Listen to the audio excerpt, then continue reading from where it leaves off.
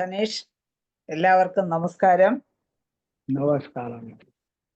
ഇന്ന് IFPHന്റെ തുടർന്ന് വരുന്ന വെബ് പരമ്പരയുടെ 1608-ാം ദിവസം. ഇന്നത്തെ മലയാളം സെഷനിൽ നമുക്ക് അതിഥിയായി എത്തുന്നത് ഡോക്ടർ സാദത്ത് സേട്ട് സാറാണ്.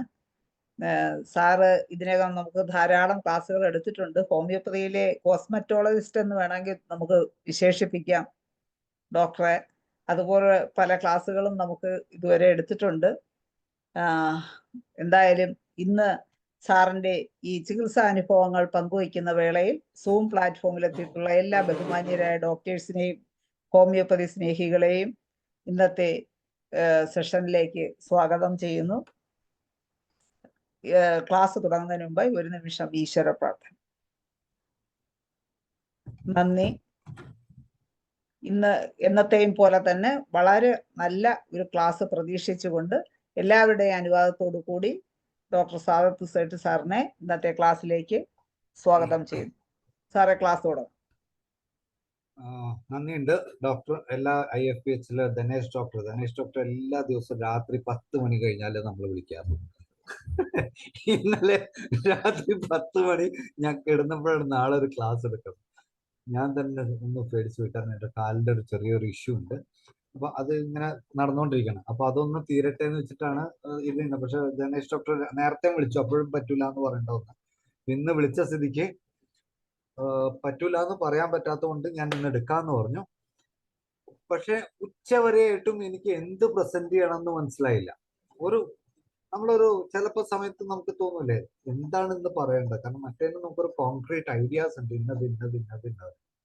പക്ഷെ ഇന്ന് ഒരു ഉച്ചയായപ്പോഴാണ് എൻ്റെ ഒരു പേഷ്യന്റ് വന്നപ്പോഴാണ്. കേൾക്കാമോ? കേൾക്കാമല്ലോ, കേൾക്കാം. കൺഫേം യുവർ സ്പീക്കിംഗ് ലാംഗ്വേജ് എന്നും പറഞ്ഞു വന്നിട്ടുണ്ടേ. അത് വേറെ ഈ ചിലപ്പോ ബ്രസീലിലുള്ള ആയിരിക്കും. മലയാളം സെഷൻ ആണെന്ന് അറിയാൻ വയ്യാതെ. അപ്പൊ ഇന്നൊരു പേഷ്യന്റ് ആണ് എന്നെ ഈ ഒരു ടോപ്പിക്കിലോട്ട് തന്നെ എത്തിച്ചത്. കുറച്ച് കലക്കി നമുക്ക് തുടങ്ങാൻ. ഹോമിയോപ്പതിക്കാർക്ക് എന്ന് പറഞ്ഞു കഴിഞ്ഞാൽ കുറച്ച് വിരോധം ഉണ്ടോന്ന് അറിയില്ല. പക്ഷെ ഇന്ന് ഏറ്റവും കൂടുതൽ നമുക്ക് കാണുന്ന ഒരു സംഭവമാണ് ഇറക്ടൈൽ ഡിസ്ഫങ്ഷൻ അല്ലെങ്കിൽ സെക്ഷൽ ഡിസോർഡേഴ്സ്. അത് ധൈര്യമായിട്ട്, കാരണം സ്ത്രീകൾ ഇരിക്കുന്നുണ്ട്, ഇതൊക്കെ അവിടെ ഇരുന്നിട്ട് അവരും കേസ് എടുക്കേണ്ടവരാണ്. അപ്പോൾ ഇന്നൊരു പേഷ്യന്റ് വന്നപ്പോഴാണ് എനിക്ക് ഇതിന്റെ ഞാൻ ഇത്രയും കൊല്ലത്തെ എക്സ്പീരിയൻസസ് ഇത്രയും കൊല്ലം, ഇന്ന് ഇതൊന്നുമില്ല കേട്ടോ, സ്ലൈഡ്സ് ഇല്ല. അപ്പൊ ഇന്ന് എൻ്റെ ഓർമ്മയിൽ വരുന്നതും ഞാൻ എൻ്റെ മനസ്സിൽ നിൽക്കുന്ന ഒരു 5-6 ടോപ്പിക്: സെക്ഷൽ ഡിസോർഡേഴ്സ്, അതുപോലെ ലേണിംഗ് ഡിസബിലിറ്റി, പിന്നെ ആൽക്കഹോളിസം. ഈ ഒരു 3 ടോപ്പിക്കിൽ എൻ്റെ മനസ്സിൽ എന്ത് വരുന്നു അത് ഞാൻ ഇന്ന് പറയുകയാണ്. അപ്പോൾ സ്ക്രീനിങ് ഒന്നുമില്ല, ഇതുമില്ല. അപ്പൊ ഇന്ന് കുറെ ദിവസമായിട്ട്, അതായത് ഏറ്റവും കൂടുതൽ നമുക്ക് ഇപ്പോഴത്തെ ചാൻസ് ഉള്ളത് ഈ ഇറക്ടൈൽ ഡിസ്ഫങ്ഷൻ ഭയങ്കരമായിട്ട് അതിക്രമിച്ചിരിക്കുന്ന ഒരു കാലം. നമുക്ക് സ്കോപ്പ് ഉണ്ടോ എന്ന് വെച്ച് കഴിഞ്ഞാല് ഹോമിയോപ്പതിക്കാർക്കുള്ള സ്കോപ്പ് വേറെ ഒരു സിസ്റ്റത്തിനും ഇല്ലാത്ത ഒരു സബ്ജക്ട്. നമ്മൾ കേസ് എടുക്കാറുണ്ടോ എന്ന് വെച്ച് കഴിഞ്ഞാൽ എടുക്കാറില്ല. പലപ്പോഴും സ്ത്രീകളുടെ അടുത്ത് കേസ് വന്നു കഴിഞ്ഞാൽ അവരെങ്ങനെയെങ്കിലും തട്ടി അവിടേക്ക് വിടും. നമ്മൾ ലേഡി ഡോക്ടേഴ്സിന്റെ അടുത്ത് വന്നാൽ, ജെൻസ് ഡോക്ടേഴ്സ് ആണെങ്കിൽ തന്നെ ഇങ്ങനത്തെ കേസ് എടുക്കാറുണ്ടോ എന്ന് വെച്ച് കഴിഞ്ഞാൽ വളരെ റെയർ ആയിട്ട് എടുക്കാറുള്ളൂ. എനിക്ക് മിനിമം ഒരു 3-4 കേസുകൾ ഡെയിലി വരുന്ന ഒരു സബ്ജക്റ്റാണ് ഇത്, ഇറക്ടൈൽ ഡിസ്ഫങ്ഷൻ. അത് ഓർമ്മപ്പെടുത്താൻ ഇന്നൊരു പേഷ്യന്റ് വന്നു. അത് ഭയങ്കര രസമുള്ള ഒരു പേഷ്യന്റ്. കഴിഞ്ഞ പ്രാവശ്യം ഇതുപോലെ കുറെ ദിവസങ്ങൾക്ക് മുമ്പ് ഇയാൾ വന്നു, സാറേ ഇറക്ടൈൽ ഡിസ്ഫങ്ഷൻ ഉണ്ട്, അതായത് ഉദ്ധാരണം നടക്കുന്നില്ല, എന്ത് ചെയ്യുമെന്ന് ചോദിച്ചു. അപ്പൊ ഷുഗർ ഉണ്ടോ, അങ്ങനെയുണ്ടോ ഇങ്ങനെയുണ്ടോന്ന് ചോദിച്ചു. ആള് വന്നു 2 മിനിറ്റ് കൊണ്ട് പോയി. മരുന്നെടുത്ത് കഴിഞ്ഞിട്ട് 2 മാസം കഴിഞ്ഞിട്ട് ആള് കണ്ടില്ല. പിന്നെ ഇന്നാണ് വന്നത്. ഇന്നാള് കൂട്ടുകാരനെ വിളിച്ച് വന്നിട്ട് പറഞ്ഞു, സാറേ കുറച്ച് വ്യത്യാസമുണ്ട്, എന്ത് ചെയ്യുമെന്ന് ചോദിച്ചു. അപ്പൊ ഞാനൊന്ന് കുറച്ച് വ്യത്യാസം കാണിക്കുന്നുണ്ടല്ലോ, എന്നാ പിന്നെ ഒന്ന് കേസ് ഡീറ്റെയിൽ ആയിട്ട് എടുത്തേക്കാം. വെറുതെ അയാളുടെ അടുത്ത് കഥ പറയണ പോലെ ഞാൻ സംസാരിച്ചപ്പോൾ അയാൾ പറയണം വൈഫൊക്കെ വീട്ടിലുണ്ടാ? വീട്ടിലുണ്ട്. അയാൾ പറഞ്ഞു വീട്ടിലുണ്ട്.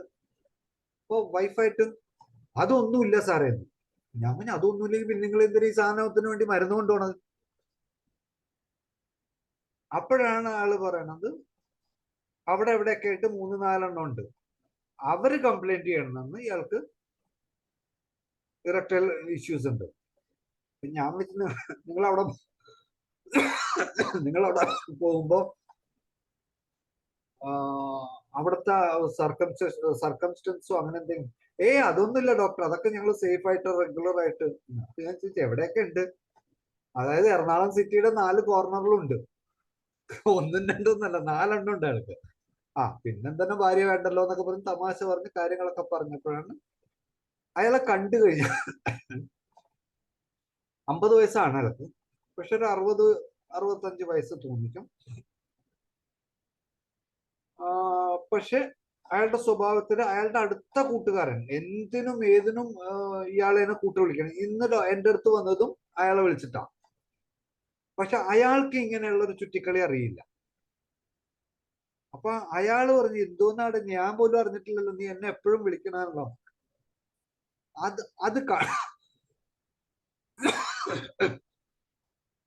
അപ്പൊ അങ്ങനെയൊക്കെയുള്ള ഹിസ്റ്ററി ചിലപ്പോൾ നമുക്ക് അറിയാതെ വന്നു വീഴും. അതിനാണ് ഇറക്ടൈൽ ഡിസ്ഫങ്ഷൻ ആണെങ്കിലും നമ്മള് കേസ് ഡീറ്റെയിൽ ആയിട്ട് എടുക്കണം. അപ്പൊ ഇറക്ടൈൽ ഡിസ്ഫങ്ഷനിൽ എന്തൊക്കെ നമ്മൾ നോക്കണം? അപ്പൊ മൈൻഡ് വേണോ? മൈൻഡിന് ഏറ്റവും ഇമ്പോർട്ടൻസ് ഉണ്ട്. പിന്നെ ഫിസിക്കലിൽ ഇറക്ഷൻ വരുന്നുണ്ടോ, അല്ലെങ്കിൽ ഇറക്ഷൻ എപ്പോഴാണ് വരുന്നത്, അതല്ലെങ്കിൽ ഏർലി ഇജാക്കുലേഷൻ ആണോ, അതോ അയാൾക്ക് ഡിസയർ ഇല്ലേ, അയാളുടെ പെനീസ് ഇറക്റ്റായിട്ട് നിൽക്കുന്നുണ്ടോ, അതായത് എപ്പോഴാണ് ഈ കൊയിഷന്റെ സമയത്താണോ ഇത് പോകുന്നത്, ഇത്രയും ഡീറ്റെയിൽ ആയിട്ട് എടുക്കണം. ഇത് ഡീറ്റെയിൽ ആയിട്ട് പോകുന്ന എന്തിനാന്ന് വെച്ചാൽ ഇമ്പോർട്ടൻസിയും കൂടി നമ്മൾ കണ്ടുപിടിക്കണം. അയ്യോ ഇത് ഇങ്ങനെ ഇറക്ടൈൽ ഡിസ്ഫങ്ഷൻ ആണെന്ന് പറയുമ്പോൾ തന്നെ നമ്മൾ വിചാരിക്കും ഇത് ഭാര്യയായിട്ട് ബന്ധപ്പെടുമ്പോഴാണ്. ഭാര്യയായിട്ട് ബന്ധപ്പെടുമ്പോഴും അയാൾക്ക് ഇമ്പോർട്ടൻസി ഉണ്ടെങ്കിൽ ബാക്കിയുള്ള സ്ത്രീകളായിട്ട് പ്രശ്നമില്ലെങ്കിൽ അത് ഇമ്പോർട്ടൻസി ആയിട്ട് കൂട്ടാൻ പറ്റും. അപ്പൊ വേറെ എങ്ങനെ, അതാണ് ഈ ഡിഫറൻസിയേഷൻ എന്ന് പറയുന്നത്. അപ്പൊ ഇമ്പോർട്ടൻസി അല്ല, അപ്പൊ സെലക്റ്റീവ് പ്രോബ്ലം. വേറെ ഏതെങ്കിലും സ്ത്രീകളായിട്ട് ബന്ധപ്പെടുമ്പോൾ അയാൾക്ക് ഒരു കുഴപ്പമില്ല, ഇറക്ഷൻ ഒക്കെ കറക്റ്റ് ആണ്. ഇവിടെ നമുക്ക് ഇറക്ഷൻ കുഴപ്പമില്ല എന്ന് പറഞ്ഞു കഴിഞ്ഞാൽ നമ്മൾ ആ കേസിൽ വലിയ കാര്യമായിട്ടുള്ള മെഡിസിൻസ് ഒന്നും കൊടുക്കണ്ട. ഏതാ കൊടുക്കുക? അയാളുടെ ക്യാരക്ടർ വെച്ച് നോക്കുമ്പോൾ ആസിഡ് ഫ്ലൂർ ആണ് ഫസ്റ്റ് മെഡിസിൻ. ആസിഡ് ഫ്ലൂറിന്റെ മെഡിസിൻ വരുന്നത് നമ്മളുടെ അയാളുടെ മൈൻഡ് വെച്ചിട്ടാണ്. ഓക്കെ, അപ്പോൾ ആ മൈൻഡിലാണ് ആദ്യം നമ്മൾ നോക്കുന്നത്. പിന്നെ ലൈക്കോപോഡിയത്തിന്റെ ഫിസിക്കൽ പെന്നീസിലും കുറച്ച് വ്യത്യാസങ്ങളുണ്ടാവും ബാക്കിയുള്ളതാണെങ്കിലും. പക്ഷെ അത് ചിലപ്പോൾ അയാൾക്ക് ബുദ്ധിമുട്ട് ഉണ്ടാക്കണ്ടാവും, അതായത് ലെങ്ത് ഓഫ് ദ പെന്നീസ്. അതിന്റെ ഒരു ആവശ്യമില്ലെങ്കിലും പക്ഷെ പലരും കൂട്ടുകാരായിട്ട് ഡിസ്കസ് ചെയ്യുമ്പോൾ അതൊക്കെ അയാളുടെ മനസ്സിൽ കിടക്കും. അത് ചിലപ്പോൾ ഇറക്ടൈൽ ഡിസ്ഫങ്ഷൻ ആയിട്ട് മാറും. അപ്പോൾ അത് നമ്മൾ നോക്കുക, അത് ശ്രദ്ധിക്കുക. ഓക്കെ, അത് ആദ്യത്തെ ഒരു കേസ് എന്റെ മനസ്സിൽ ഇന്ന് വരെ വന്നതാണ്. ഞാൻ കൊടുത്തത് ആസിഡ് ഫ്ലോറും പിന്നെ കൊടുത്തത് ലൈക്കോപോഡിയം കൊടുത്തിട്ടുണ്ട്. ഇതാണ് ഞാൻ കൂടുതൽ രണ്ട് മെഡിസിൻ ആണ് ഇന്ന് കൊടുത്തിട്ടുള്ളത്. ഒന്ന് ലൈക്കോപോഡിയം 1 വീക്ക്ലി വൺസും, ആസിഡ് ഫ്ലോർ 1 TDS. ഓക്കെ, പക്ഷെ ഇവിടെ ശ്രദ്ധിക്കേണ്ടതെന്ന് വെച്ചാൽ കാർഡിയാക് ഇഷ്യൂസ് ഉണ്ടോ നോക്കണം, കാർഡിയാക് ബ്ലോക്ക് ഉണ്ടോ. ഓക്കെ, കാർഡിയാക് മെഡിസിൻസോ അല്ലെങ്കിൽ കാർഡിയാക് ബ്ലോക്കോ അങ്ങനെ ഹൈപ്പർ അസിഡിറ്റിക് വല്ല മരുന്ന് കഴിക്കുന്നുണ്ടോ, നമ്മുടെ പറയാ പ്ലേക്സോ അല്ലെങ്കിൽ ഗ്രേഡ് 1 ഹാർട്ട് ബ്ലോക്കോ അങ്ങനെ വല്ലതും ഉണ്ടെങ്കിൽ നമ്മളുടെ മെഡിസിൻ ആഡ് ചെയ്യേണ്ടത് ക്രിറ്റിയാഗസും കൂടി ആഡ് ചെയ്യണം. മെർക്സോളും നമുക്ക് ചിന്തിക്കാം. അത് കാരണം എന്താണെന്ന് വെച്ച് കഴിഞ്ഞാൽ ഇറക്ടൈൽ ഡിസ്ഫങ്ഷന്റെ ആദ്യത്തെ പാത്തോളജി ബ്ലഡ് സർക്കുലേഷൻ കുറയും. അപ്പൊ ഈ പ്ലാക്ക് ഡിസ്ട്രോയ് ചെയ്യാൻ വേണ്ടിയിട്ട് നമുക്ക് പ്ലംബം നല്ലതാണ്, മെർക്ക് സോള് നല്ലതാണ്, ക്രെറ്റിയാഗസ് നല്ലതാണ്. എന്റെ എക്സ്പീരിയൻസിൽ വേറെ ഉണ്ടാവും, ഇല്ലാന്നൊന്നും ഞാൻ പറയുന്നില്ല, പക്ഷെ ദിസ് ഈസ് മൈ എക്സ്പീരിയൻസ്. ഏറ്റവും കൂടുതൽ മെഡിസിൻസ് നമ്മൾ കൊടുക്കുന്നത് ക്രെറ്റിയാഗസ് ആണ്. കാക്ടസ് ഒരു കൺജഷൻ ഉണ്ടെങ്കിൽ കാക്ടസ് നമ്മൾ കൊടുക്കും. പക്ഷെ ക്രെറ്റിയാഗസിന് ബ്ലോക്ക് കറക്റ്റ് ആയിട്ട് നമ്മൾ ECG-ലോ അല്ലെങ്കിൽ ആൻജിയോഗ്രാമിൽ എവിടെയെങ്കിലും നമ്മൾ കണ്ടുപിടിച്ചിട്ടുണ്ടെങ്കിൽ ആ പേഷ്യന്റ് ഉണ്ടെങ്കിൽ ബെസ്റ്റ് തിങ് ഇസ് ഇത്. അതിന്റെ കൂടെ ആസ്പിരിൻ 3X ആസ്പിരിൻ 30 നമ്മൾ അവർ ആസ്പിരിൻ കൊടുക്കുന്നതിന് പകരം നമുക്ക് ആസ്പിരിൻ 30 നല്ലൊരു ഓപ്ഷനാണ്, അല്ലെങ്കിൽ ഫോസ്ഫറസ് നല്ലൊരു ഓപ്ഷൻ. ഓക്കെ, ഇത് ഒരു കേസിന്റെ എക്സ്പീരിയൻസ്. പിന്നെ ഞാൻ പെട്ടുപോകുന്ന എറക്ടൈൽ ഡിസ്ഫങ്ഷൻ കേസസ് ആണ്. 60ഉം 70ഉമായവരാണ് വരുന്നത്. ചിലപ്പോൾ നമ്മൾ വിചാരിക്കും ഇയാൾക്ക് 70 വയസ്സായിട്ടും ഇതൊന്നും നിർത്തിക്കൂടെ, അല്ലെങ്കിൽ ഇത് എന്തിനാ ഇയാൾ വരുന്നത്. നമുക്കിവിടെ 60ഉം 55 ആകുമ്പോൾ തന്നെ ബുദ്ധിമുട്ടായിട്ടിരിക്കാം. ഈ 60ഉം 70ഉം ആയാലും ഇയാൾക്ക് ഒരു കുഴപ്പമില്ല, അതിന് തന്നെ മെഡിസിൻ വേണം. അപ്പൊ അങ്ങനെയുള്ള കേസുകളിൽ നമ്മൾ ആദ്യം നോക്കേണ്ടത് BPH ഉണ്ടോ എന്ന് നോക്കണം. PSH ചെയ്യാം. PSH ചെയ്യുമ്പോൾ നമുക്ക് BPH നോക്കാൻ പറ്റും. സ്കാൻ ചെയ്യാൻ പറ്റുന്നുണ്ടെങ്കിൽ സ്കാൻ ചെയ്യാൻ പറയാം. പിന്നെ അയാളുടെ ഡോപ്ലർ, പെനിസിലോട്ടുള്ള ഡോപ്ലർ സർക്കുലേഷൻ, ബ്ലഡ് സർക്കുലേഷന്റെ ഡോപ്ലർ സ്റ്റഡി ചെയ്യാം. അപ്പൊ ഈ രണ്ട് കാര്യങ്ങളും നമ്മൾ പ്രത്യേകിച്ച് ശ്രദ്ധിക്കാം ഈ ഒരു സംഭവത്തിൽ. പിന്നെ നമ്മൾ ചില ക്വസ്റ്റ്യൻസ് ചോദിക്കേണ്ടതുണ്ട്. ബന്ധപ്പെടുമ്പോ പുറം വേദനയോ ബാക്ക് ഏക്കോ അങ്ങനെ എന്തെങ്കിലും ഉണ്ടോ? ബാക്ക് ഏക്ക് ഉണ്ടെങ്കിൽ എവിടെ വരും? ബന്ധപ്പെടുന്നതിന് മുമ്പ്, ബന്ധപ്പെടുന്നതിന് ശേഷം എന്തെങ്കിലും ബാക്ക് ഏക്ക് അല്ലെങ്കിൽ കറക്റ്റ് നമ്മുടെ ലംബാർ ഏരിയയിൽ ഉണ്ടെങ്കിൽ, നമുക്ക് ലംബാർ ഏരിയ ടോക്സിക് ഏരിയ ആണെങ്കിൽ ആദ്യം നമുക്ക് ചിന്തിക്കാവുന്നത് കൊബാൾട്ടാണ്. പിന്നെ ചിന്തിക്കാവുന്നതല്ല, ആകെ വൺ മെഡിസിൻ ആണ് പറയുന്നത് കനാബിസ് ഇൻഡിക്ക. നമ്മൾ ലൈക്കോപോഡിയം നല്ലതാണെന്ന് പറയും, ബെർബറിസ് നല്ലതാണെന്നൊക്കെ പറയും, ഇതൊക്കെ കറക്റ്റ് ആണ്. പക്ഷെ വൺ മെഡിസിൻ വിത്ത് ബാക്ക് ഏക്ക് വിത്ത് എറക്ടൈൽ ഡിസ്ഫങ്ഷൻ ആണെങ്കിൽ കനാബിസ് ഇൻഡിക്ക. പിന്നെ നമ്മൾ കേസ് എടുക്കുമ്പോൾ ചോദിക്കുന്നത്, ഇത് നിങ്ങൾക്ക് തീരെ ബന്ധപ്പെടാനുള്ള ആഗ്രഹമില്ല, അല്ലെങ്കിൽ നിങ്ങൾക്ക് ബന്ധപ്പെടാനുള്ള ആഗ്രഹം ഇല്ലാണ്ടാണോ, ഇത് പൊങ്ങാത്തതാണോ, ആഗ്രഹം ഇല്ലാണ്ടാണോ? അപ്പൊ ആഗ്രഹം ഇല്ല എന്ന് പറയുമ്പോൾ നമ്മൾ ഒന്ന് കാര്യങ്ങൾ ചെക്ക് ചെയ്യുമ്പോൾ ചിലപ്പോൾ ഒരു വേറെ അഡൾട്ടറി ഒന്നും ഇല്ലെങ്കിൽ ഭാര്യയും ഭർത്താവും തമ്മിൽ എന്തെങ്കിലുമൊക്കെ പ്രശ്നങ്ങൾ.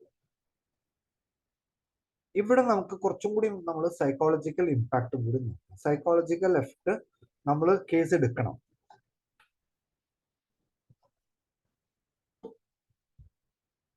ഓക്കെ, നമ്മൾ കേസ് എടുക്കാതെ അത് പറ്റില്ല. കാരണം വെച്ചാൽ ഇവര് തമ്മിലുള്ള നമുക്ക് കൗൺസിലിങ്ങും വേണ്ട ഒരു സംഭവം.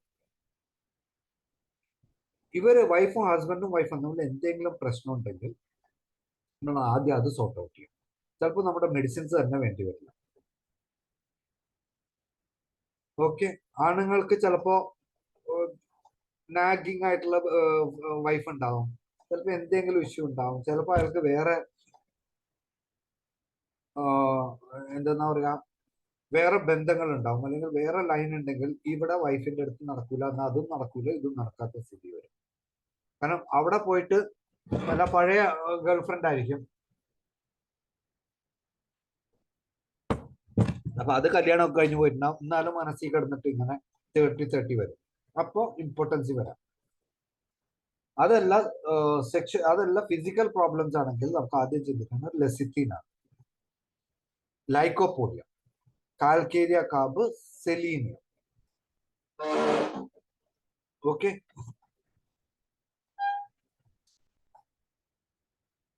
ഈ ഡിക്രീസ്ഡ് വരുന്നതിൽ നമ്മൾ BPH കൂടി ഉണ്ടെങ്കിൽ BPHന്റെ മെഡിസിൻസ്, എസ്പെഷ്യലി സബൽസെറിലേറ്റയ്ക്ക് ഈ സെക്ഷൽ ഡിസോർഡറിൽ ഏറ്റവും ഇമ്പോർട്ടന്റ് ഇതുണ്ട്.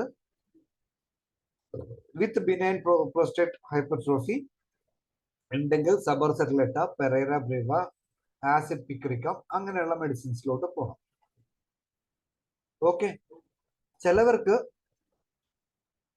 ഇത് സെക്ഷൽ ഡിസോർഡേഴ്സ് എന്ന് പറഞ്ഞാൽ അത് കണ്ടമാനം ചിന്തകളാണ്. പക്ഷെ അത് കിട്ടുന്നുമില്ല. ഭാര്യയുടെ അടുത്തും കിട്ടുന്നില്ല, നാട്ടുകാരുടെ അടുത്തും കിട്ടുന്നില്ല. നമ്മൾ പറയില്ലേ ദാരിദ്ര്യം എന്ന് പറയും. ഇപ്പോഴത്തെ കേരളത്തിലെ ആണുങ്ങൾക്ക് ദാരിദ്ര്യം എന്നൊക്കെ പറയുന്ന പോലെ ഈ സെക്ഷൽ ഡെസർട്ടേഷൻസ് എന്ന് പറയും. പക്ഷെ അയാൾക്ക് ഇൻക്രീസ്ഡ് ഏർജ് ആണ്. കാരണം നാച്ചുറലി അയാൾ കിട്ടാത്തത് കിട്ടണം എന്നുള്ളൊരു ആഗ്രഹം എപ്പോഴും മനുഷ്യന്മാർക്ക് ഉണ്ടാവും. നമുക്കൊരു 10 കോടിയുടെ വണ്ടി ഉണ്ടെന്ന് പറഞ്ഞു കഴിഞ്ഞാൽ അടുത്തത് ചിന്തിക്കണം നമ്മൾ 25 കോടിയുടെ വീട് വാങ്ങണം എന്നാണ്. അപ്പൊ അത് കിട്ടുന്നത് വരെ ചില ബിസിനസ്സുകാരും അല്ലാതെ അവരൊക്കെ റെസ്റ്റ്ലെസ് ആയിരിക്കും.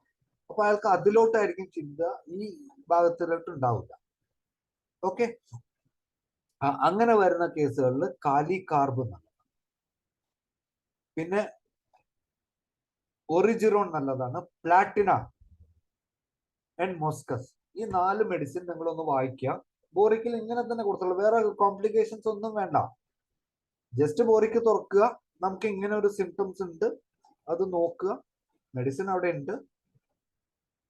പിന്നെ അത് ഒന്ന് മെറ്റീരിയൽ ആയിട്ട് ഒന്ന് കമ്പയർ ചെയ്യുക, മെഡിസിൻ കൊടുക്കുക, റിസൾട്ട് ഉണ്ടാവും.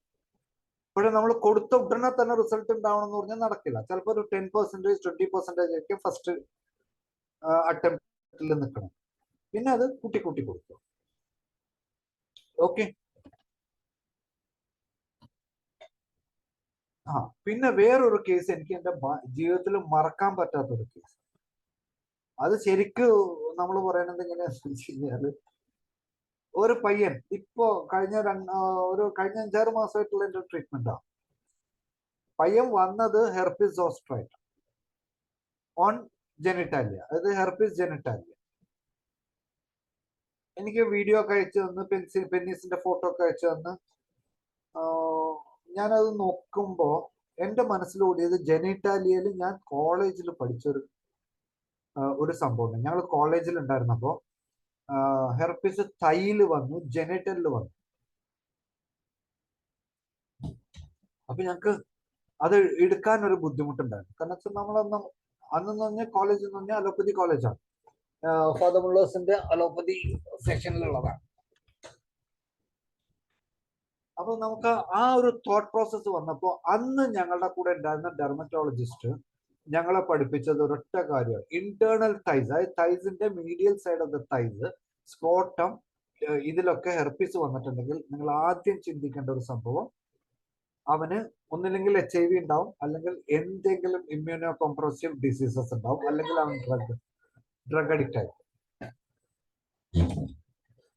ഓക്കെ, അപ്പൊ അങ്ങനെയുള്ള 2-3 കേസുകൾക്ക് അവർക്കുണ്ടാവും. അപ്പൊ അതായിരിക്കും എന്ന് വിചാരിച്ചിട്ടാണ് ഞാൻ ചിന്തിച്ചത്. പക്ഷെ ഏകദേശം അതിന്റെ അടുത്ത് തന്നെ എത്തിയത്. പക്ഷെ ഭാഗ്യത്തിന് HIV ഒന്നും ഉണ്ടായിരുന്നില്ല. 26, 27, 28 വയസ്സുള്ള പയ്യനാണ്. അവന്റെ ഹിസ്റ്ററി എന്താന്ന് വെച്ച് കഴിഞ്ഞാല്, അവനൊരു ഗേൾ ഫ്രണ്ട് ഉണ്ടായിരുന്നു.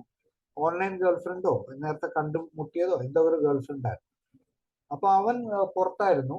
പുറത്തുനിന്ന് വരുമ്പോ അവന്റെ കല്യാണം ഫിക്സ് ചെയ്തിട്ടാ വന്നത്. കല്യാണം ഫിക്സ് ചെയ്തപ്പോ ഇവൻ ഗേൾ ഫ്രണ്ടിനെ ഓട്ടോമാറ്റിക്കലി അറിയിക്കുന്നു, എന്റെ കല്യാണം ഫിക്സ് ചെയ്യുന്നു. ഇപ്പോഴത്തെ girl friend boy friend relation എന്നൊക്കെ പറഞ്ഞാൽ സിറ്റുവേഷൻഷിപ്പ് പോയിട്ട് ഇപ്പൊ ബഞ്ചിങ് വരെ ഉണ്ട്. ഇപ്പോഴത്തെ ലേറ്റസ്റ്റ് ട്രെൻഡിങ് എങ്ങനെയാന്ന് വെച്ച് കഴിഞ്ഞാല്, ഒന്ന് പ്ലട്ടോണിക്, അതിപ്പോ തൽക്കാലം ഇല്ല. പിന്നെ സിറ്റുവേഷൻഷിപ്പ് എന്ന് പറയും, അതായത് ഒരു സിറ്റുവേഷനിൽ ഒരുത്തൻ, വേറെ സിറ്റുവേഷനിൽ വേറൊരുത്തൻ, മൂന്നാമത്തെ സിറ്റുവേഷനിൽ വേറൊരുത്തൻ അല്ലെങ്കിൽ ഒരുത്തൻ. പിന്നെ ബഞ്ചിങ് എന്ന് പറഞ്ഞത് ഇത് 3 കയ്യിലെ 4ാമത്തവനെ പിടിക്കുക. നമ്മൾ ഇതൊക്കെ ലേറ്റസ്റ്റ് ട്രെൻഡ്സ് ഒക്കെ നമ്മൾ അറിഞ്ഞിരിക്കണം യൂത്തിന്റെ അടുത്ത്, അപ്പോഴേ നമ്മളും യൂത്ത് ആവുള്ളൂ. ഇപ്പൊ അവനെ ബെഞ്ചിങ് ആണ്, ബഞ്ചിങ് അല്ല ബെഞ്ചിങ്, അതായത് അവനവിടെ ഇരിക്കട്ടെ, എനിക്ക് എപ്പോ ആവശ്യം വന്നാലും ഞാൻ എടുക്കുക. ആൺപിള്ളേർ മാത്രമല്ല, ഇത് പെൺപിള്ളേരുടെയും കൂടി കാര്യമാണ്. പെൺപിള്ളേർ കുറച്ചും കൂടി ഇതാണ്, പെൺപിള്ളേരുടെ സ്ഥിതിയാണ് ഈ പറയുന്നത്, ബെഞ്ചിങ്. ഓക്കെ, അപ്പൊ അവൻ എനിക്ക് ഫോട്ടോ ഒക്കെ അയച്ചെന്ന് എന്ത് ചെയ്യുന്നൊക്കെ ചോദിച്ചു. ഞാൻ പറഞ്ഞു, നീ ആദ്യം പോയിട്ട് എലൈസ ടെസ്റ്റ് ചെയ്യുന്നു. അപ്പൊ പറഞ്ഞാൽ അത് കുഴപ്പമില്ല, അത് നോർമലാണ്. അപ്പൊ ഇവൻ നാട്ടിൽ വന്നപ്പോ ഗേൾ ഫ്രണ്ടിനെ കാണാൻ പോയതാ, ബ്രേക്കപ്പിന് പോയതാ. അവിടുന്ന് കിട്ടി ഹെർപ്പിസ്. അത് കഴിഞ്ഞ് വന്ന് 2-3 വന്നത്. അപ്പൊ വന്നതിന്റെ തലേദിവസം 2 ദിവസം മുമ്പ് അവള് പോയിട്ട് ബ്രേക്കപ്പിന് പോയി. ഇവൻ അവിടെ നിന്ന് കിട്ടി. കല്യാണം കഴിഞ്ഞ് ഫസ്റ്റ് ദിവസം ചെറിയ ഇറപ്ഷൻസ് തുടങ്ങി. ആഫ്റ്റർ 2 വീക്സ് അവനത് കാര്യമാക്കിയില്ല. പക്ഷെ അന്നത്തെ ദിവസം വേദന ഉണ്ടായിരുന്നതുകൊണ്ട് അവൻ ബന്ധപ്പെട്ടൊന്നും ചെയ്തില്ല. 3-ാമത്തെ ദിവസം ഫ്ലെയർ അപ്പ് ചെയ്യാൻ തുടങ്ങി. വീട്ടുകാരുടെ അടുത്ത് പറയാൻ പറ്റാത്തൊരു സിറ്റുവേഷൻ, ഭാര്യ അടുത്ത് മിണ്ടാൻ പറ്റുന്നില്ല. അപ്പൊ ഒരു 10 ദിവസം 15 ദിവസമൊക്കെ അവൻ ഇവിടെ ഉണ്ടാക്കിയിട്ട് എങ്ങനെയൊക്കെയോ അവിടെ ട്രാവൽ ചെയ്തു, ഇവിടെ ട്രാവൽ ചെയ്തു, ക്ഷീണമാണ്, അതാണ് ഇതാന്നൊക്കെ പറഞ്ഞൊരു 10 ദിവസം 15 ദിവസം തള്ളി നീക്കിയിട്ട് അവൻ നേരെ സ്ഥലം വിട്ടു. അപ്പോൾ തന്നെ അതിന്റെ ഇടയ്ക്ക് അവന് ഇവിടെ പോയിട്ട് ഒരു സെക്ഷൽ ആൻഡ് വീഡിയോനെ പോയി കണ്ടപ്പോൾ അത് കൺഫേംഡ് ആക്കി. അവൻ നേരെ ഗൂഗിൾ എടുത്ത് നോക്കിയപ്പോൾ ഇതിന് ഒരു മരുന്നും ഇല്ല നമുക്കല്ലാതെ, ഹോമിയോപ്പതിക്കല്ലാതെ. അപ്പോൾ അങ്ങനെ ആ മെഡിസിൻ നമ്മളുടെ അടുത്ത് വന്നു.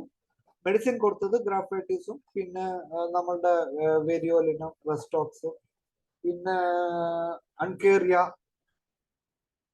അങ്ങനെയുള്ള നമ്മുടെ സ്ഥിരം ഹെർപ്പീസിന് കൊടുക്കുന്ന മെഡിസിൻ തന്നെ. നൗ ഇവിടുത്തെ പ്രശ്നം അതല്ല, ഈ ഹെർപ്പീസ് ട്രീറ്റ് ചെയ്യുന്നതല്ല പ്രശ്നം. എന്നെ ഏറ്റവും കൂടുതൽ പ്രശ്നം ഉണ്ടാക്കിയത് മാറുമോ. ഗൂഗിളിൽ ഇതൊക്കെ എഴുതി വെച്ചിട്ടുണ്ട്, ദിസ് ഇസ് അൺക്യൂറബിൾ വിത്ത് അലോപ്പത്തിക് മെഡിസിൻസ് കഴിഞ്ഞു. അതായത് ആ ഒരു വാക്ക് കൊണ്ട് അവൻ ആത്മഹത്യക്ക് വരെ ശ്രമിച്ചതാണ്. ഒരൊറ്റ വാക്ക് ഗൂഗിളിൽ എഴുതി വെച്ചിട്ടുണ്ട്, ദിസ് ഇസ് ഇൻക്യൂറബിൾ. അവസാനം അവൻ വേറെ എന്തോ ഗൂഗിൾ പിന്നെ സെർച്ച് ചെയ്തപ്പോൾ ഹോമിയോപ്പതിയിൽ മരുന്നുണ്ടെന്ന് പറഞ്ഞിട്ട് chances are there in homeopathy എന്ന് പറഞ്ഞ് കണ്ടപ്പോഴാണ് അവൻ എറണാകുളത്തോ കേരളത്തിലെ ഏതാണ് ബെസ്റ്റ് ഹോമിയോപ്പതിക് ഡോക്ടർ എന്നൊക്കെ പറഞ്ഞു തന്നപ്പോ ഇപ്പൊ സാദത്ത് ചേട്ടന്റെ പേര് കേരളത്തിൽ എവിടെ അടിച്ചു വന്നാലും ഏറ്റവും ആദ്യം പൊങ്ങി വരും. കാരണം കുറെ പണി എടുത്തിട്ടുണ്ടായി. അപ്പൊ കാസർഗോഡ് നിന്നും സാദത്ത് ചേട്ടൻ അടിച്ചാലും ബെസ്റ്റ് ഹോമിയോപ്പതിക് ഡോക്ടറിന് അടിച്ചാലും ഉടനെ സാദത്ത് ചേട്ടൻ വരും. ഫസ്റ്റ് 1-2. അപ്പൊ അവന് കൊച്ചിയാണ് അടുത്ത്. അപ്പൊ പിന്നെ കൊച്ചി ആക്കിയപ്പോഴും സാദത്ത് ചേട്ടുണ്ട്. അപ്പൊ നേരെ എന്നെ അവിടെ നിന്ന് വിളിച്ചു. ഞാൻ മരുന്ന് കൊറിയർ ചെയ്ത് കൊടുത്തു. ഇവനിപ്പൊ അടുത്ത് വന്നിരുന്നു. അതിന്റെ ഇറപ്ഷൻസ് ഒക്കെ കുറഞ്ഞു. ഭാര്യനെ കൊണ്ടുപോയി. ഇപ്പൊ കുറെ ഹാപ്പി ഉണ്ട്, എന്നാലും ആങ്സൈറ്റി ഉണ്ട്. ഇനി വരുമോ, നാളെ വരുമോ, മറ്റന്നാൾ വരുമോ. പക്ഷെ ഞാൻ പറഞ്ഞിട്ടുള്ളത് ഒരു 3 കൊല്ലെങ്കിലും മരുന്ന് കണ്ടിന്യൂ ചെയ്യണം. കാരണം വെച്ചാൽ ജീവിതത്തിൽ മരുന്നില്ല എന്ന് പറഞ്ഞാൽ ഞാൻ കുറച്ച് മരുന്ന് കഴിക്കട്ടെ. ജീവിതത്തിൽ ഹെർപ്പിസ് ജെനിറ്റലിലേക്ക് മരുന്നില്ല എന്ന് പറയുന്നവര് ഒരു 2-3 കൊല്ലം മരുന്ന് കഴിക്കട്ടെ എന്ന് വെച്ചിട്ട് അവൻ മരുന്ന് കണ്ടിന്യൂ ചെയ്യുന്നുണ്ട്. And we are getting A best results. Eruptions ഇല്ല ഇപ്പൊ. ഇനി നാളെ വരുമോ ഇല്ല എന്നുള്ളത് നമുക്കറിയില്ല. ഒന്ന് ടെസ്റ്റ് ചെയ്യാൻ പറ്റില്ല. കാരണം അവിടെ ടെസ്റ്റ് ചെയ്ത് കഴിഞ്ഞാൽ ഇതെങ്ങാനും പോസിറ്റീവ് ആണെന്നറിഞ്ഞാൽ അവന്റെ ജോലി വരെ തെറിച്ചു, ഇങ്ങോട്ട് കെട്ടിയെടുപ്പിക്കേണ്ടി വരും. അപ്പൊ അതുകൊണ്ട് നമ്മളും കുറെയൊക്കെ പെട്ടിരിക്കുക. അപ്പൊ ഇതൊരു 3 കേസ്. ഓക്കെ. 4-മത്തത് നമ്മുടെ ജെനൈറ്റൽസിൽ വരുന്ന ചൊറിച്ചിൽ. അത് ഏറ്റവും ബുദ്ധിമുട്ടുണ്ടാക്കുന്ന സാധനം. നമ്മൾ പറയുമ്പോൾ ഭയങ്കര രസമാണ്, പക്ഷെ അത് ഫംഗൽ ഇൻഫെക്ഷൻസ് വന്നാലുണ്ടല്ല അത് നമ്മളെ തളർത്തി കളയും. കാരണം വെച്ച് കഴിഞ്ഞാൽ നാട്ടുകാരുടെ മുമ്പിൽ വെച്ച് ചൊറിയാനും പറ്റൂല. ചൊറിച്ചിൽ മാറുമെന്ന് വെച്ച് കഴിഞ്ഞാൽ ആർക്കും ഉറപ്പില്ല. കാരണം അവിടെ എപ്പോഴും വേർത്തുകൊണ്ടിരിക്കുന്ന സംഭവം. അപ്പൊ അതിന് നമ്മൾ ഞാൻ കൊടുക്കുന്നത് സിങ്കം ഫോസ്ഫറ്റിക്കം, ഫോസ്ഫറസ്. ഓക്കെ. പിന്നെ ഫാഗോപൈറം, കലേഡിയം. ഓക്കെ. പിന്നെ നമ്മളുടെ ആസിഡ് ഫോസ് കൊടുത്താലും നല്ലതാണ്. കലേഡിയം നല്ലതാണ്. കാന്താരിസ് പക്ഷെ എടുക്കുമ്പോൾ ഇന്റേണൽ കൊടുക്കാനാണെങ്കിലും എക്സ്റ്റേണൽ കൊടുക്കാനാണെങ്കിലും കാന്താരിസ് കൊടുക്കുമ്പോൾ 3-4 തുള്ളിയിലും കൂടുതൽ കൊടുക്കരുത്. എക്സ്റ്റേണൽ നമുക്ക് എത്ര വേണമെങ്കിലും. എക്സ്റ്റേണൽ ആണെങ്കിലും വളരെ കുറച്ച്, അല്ലെങ്കിൽ പൊള്ളും, പണ്ടാറടങ്ങും. നമ്മൾ 100 ml ഒരു 5 ml പോലും കാന്താരിസ് എടുക്കരുത്. എക്സ്റ്റേണൽ ആയിട്ട് നമുക്ക് എന്തെങ്കിലും കൊടുക്കണമെന്ന്.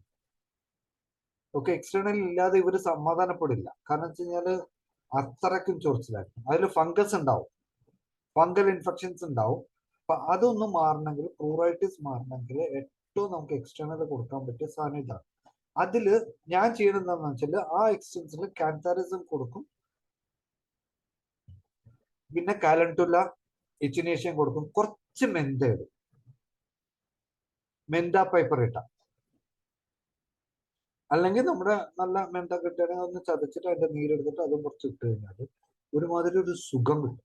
ഒന്ന് ചൊറിയുമ്പോൾ ഇതൊന്ന് പരട്ടുമ്പോൾ പേഷ്യന്റിന് ഒരു സ്വർഗം കിട്ടിയ ഫീലിംഗ് വരും. ഇത് പെട്ടെന്ന് പോവുകയും ചെയ്യും. പിന്നെ ഇറക്ടൈൽ ഡിസ്ഫങ്ഷന് ഞാനൊരു ഓയിൽ ഉണ്ടാക്കും. ഇപ്പൊ ഓയിലിന് പകരം ഞങ്ങളത് സ്പ്രേ ആക്കി. ഓയിലൊക്കെ എടുത്ത് പറ്റാൻ ആൾക്കാർക്ക് സമയമില്ല, അത് പരത്തിക്കൊണ്ടിരിക്കാൻ പറ്റണില്ല എന്നൊക്കെ പറഞ്ഞ ഒരു കംപ്ലൈന്റ് അല്ല, പരിഭവങ്ങളൊക്കെ പറഞ്ഞപ്പോ ഡോക്ടർ അവിടെ കയറുവോ ഇത് പരട്ടാനിരിക്കുമെന്ന് ചോദിച്ചു. അപ്പൊ ബെഡ്റൂമിന്റെ അകത്ത് കയറുമ്പോ ഇത് എങ്ങനെ പറയും, പിന്നെ ഇത് എവിടെ വെക്കണത്? അത് ഞാൻ വേറെ മുറിയിൽ അല്ലെങ്കിൽ എവിടെയെങ്കിലും വെക്കും.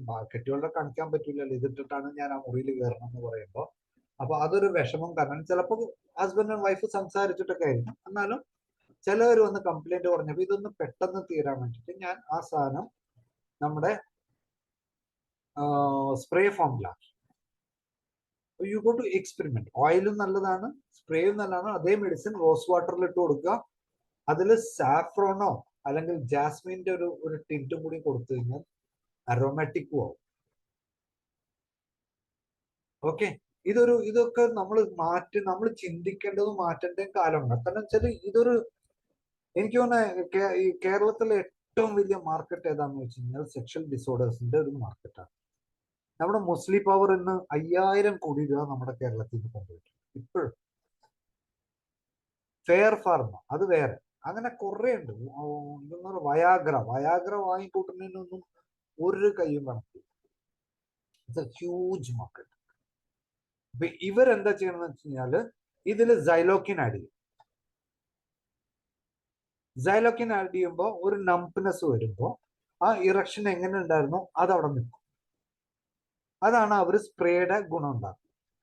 നമ്മുടെ ഇതില് ഞാൻ സൈലോക്കിൻ ഇടാറൊന്നുമില്ല, പക്ഷെ നമ്മളൊന്ന് അടിച്ച് ഈ പെർഫ്യൂമും ഇതും കൊടുത്തു കഴിഞ്ഞാൽ അതിൽ ഏറ്റവും ഞാൻ ഇടുന്ന മെഡിസിൻ സിഡോണിയാണ്. സിഡോണിയ, muira puama, one of the best മെഡിസിനിൽ ഒന്നാണ് മ്യൂറാപ്യൂമ. ഓക്കെ, മ്യൂറാപ്യൂമ നല്ലൊരു മെഡിസിൻ ആണ്. ജിൻസങ്, ഇതൊക്കെ നമ്മൾ സാധാരണ ഗുണം. ഡാമിയാന, ജിൻസങ്, ആഗ്നസ്, കലേഡിയം, പിന്നെ എന്താണ് ആസിഡ് ഫോസ്, കുറെ മെഡിസിൻ, യോഹിംബിനം, അങ്ങനെ മെഡിസിൻസ് ഉണ്ട്. നുഫാലൂട്ടിയം, ഇതൊക്കെ ഉണ്ടെങ്കിലും മ്യൂറിയാപ്യൂമ നല്ലൊരു മെഡിസിനാണ്. അതിന്റെ കൂട്ടത്തിൽ സിഡോണിയ ഇന്റേണലും കൊടുക്കാം, പക്ഷെ എക്സ്റ്റേണലില് നല്ലൊരു മെഡിസിൻ ആണ് സിഡോണിയയും. നമുക്ക് ജിൻസങ് ഒക്കെ നമ്മൾ എക്സ്റ്റേണൽ ആയിട്ട് കൊടുക്കാം. കൊടുത്തിട്ട് നമ്മൾ സ്പ്രേ പോലെ ചെയ്ത് കഴിഞ്ഞാൽ കാമോമില്ല നല്ലൊരു മെഡിസിൻ ആണ്. പെനീസിന്റെ സ്കിൻ സോഫ്റ്റ് ആവും. അവിടെ നമ്മൾ ചിന്തിക്കേണ്ട കാര്യങ്ങൾ എന്ന് വെച്ചാൽ കുറെ ഓറൽ സെക്സ് ഇഷ്ടപ്പെടുന്നവരുണ്ട്, ബ്ലോ ജോബ്സ് ഇഷ്ടപ്പെടുന്നവരുണ്ട്. അപ്പൊ അത് നമ്മൾ ആ ഒരു ഇവരെ നോക്കിയിട്ട് വേണം നമ്മൾ ഏത് മെഡിസിൻ, ഏത് ഓയിലിൽ വേണോ, റോസ് വാട്ടറിൽ വേണോ, സാഫ്രോണിൽ വേണോ, സാൻഡലിൽ വേണോ എന്നൊക്കെ നമ്മൾ ചിന്തിക്കണം.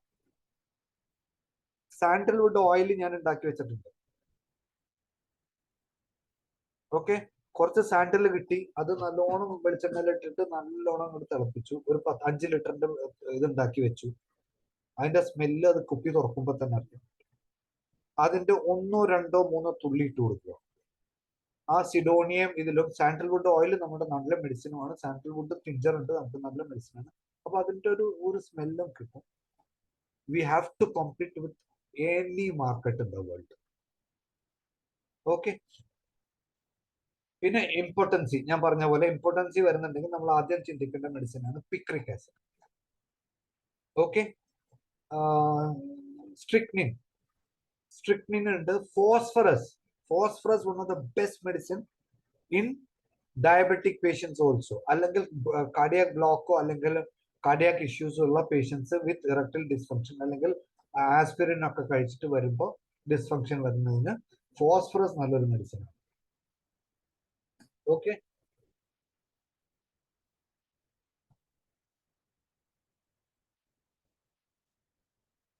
ഓക്കെ.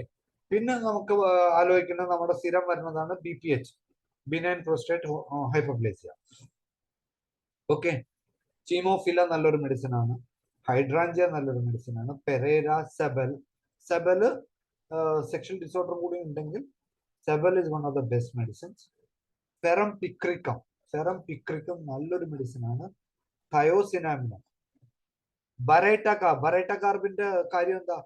അതിന്റെ ഗ്ലാൻസ് അല്ലെങ്കിൽ അതിന്റെ ഗ്രോത്ത് അല്ലെങ്കിൽ ട്യൂമേഴ്സ് അത്രയ്ക്കും സ്ട്രോങ് ആണ്.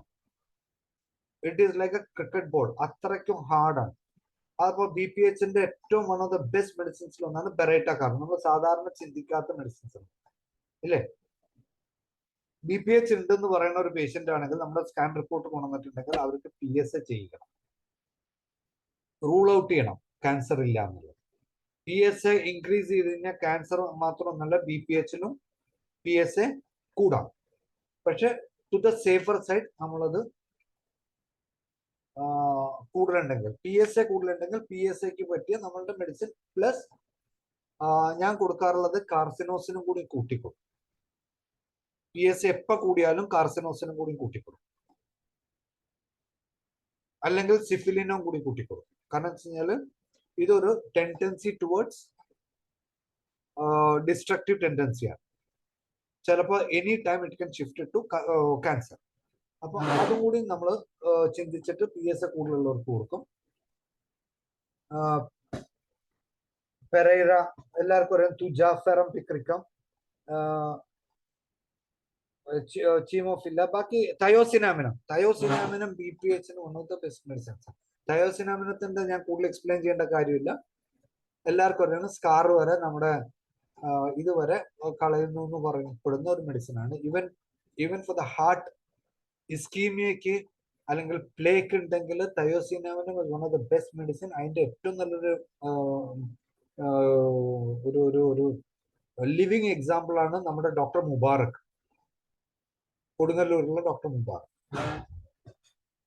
അദ്ദേഹം കഴിച്ചിട്ട് അതിന്റെ ഇൻഫാക്ട് പോലും കാണുന്നില്ല എന്നാണ് മൂപ്പർ പറയുന്നത്. തയോസിനാമിനും പിന്നെ മൂപ്പറുടെ കുറച്ച് മെഡിസിൻസ് ഉണ്ട്, but one of the ingredient thiosinaminum. അപ്പൊ തയോസിനാമിനത്തിന് ഇത്രയും ഗുണങ്ങൾ. ഓക്കെ, ഇനി അടുത്ത ടോപ്പിക്കിലോട്ട് പോകുന്നതിന് മുമ്പ് നമ്മുടെ ലേണിംഗ് ഡിസബിലിറ്റി എന്നൊക്കെ പറയുന്നത് കുറച്ചും കൂടി വാസ്റ്റ് ആണ്. അതൊരു 10-20 മിനിറ്റിൽ നമുക്ക് തീരൂല. പക്ഷെ ഞാനത് അടുത്ത സെഷൻ കൂടുതലായിട്ട് എടുത്തതാണ്, എന്നാലും കൂടുതലെടുക്കാം. ഇത് രണ്ടാമത്തെ ഒരു ഇതെന്ന് വെച്ച് കഴിഞ്ഞാൽ ആൽക്കഹോളിസം. ആൽക്കഹോളിസം എന്ന് പറഞ്ഞാൽ കേരളത്തിൽ ഇപ്പൊ ഏറ്റവും കൂടുതൽ അയാൻ കേരളത്തിൽ ഏറ്റവും കൂടുതൽ നമുക്ക് കിട്ടാവുന്നത്, നമുക്ക് ഇന്ന് കേരളമാണ് ഇന്ത്യയിൽ തന്നെ ഏറ്റവും കൂടുതൽ കള്ളുടിയന്മാരുള്ള സ്ഥലം. അപ്പൊ നമുക്ക് ഒരു സെക്കൻഡ് വെള്ളം എടുപ്പിച്ചു.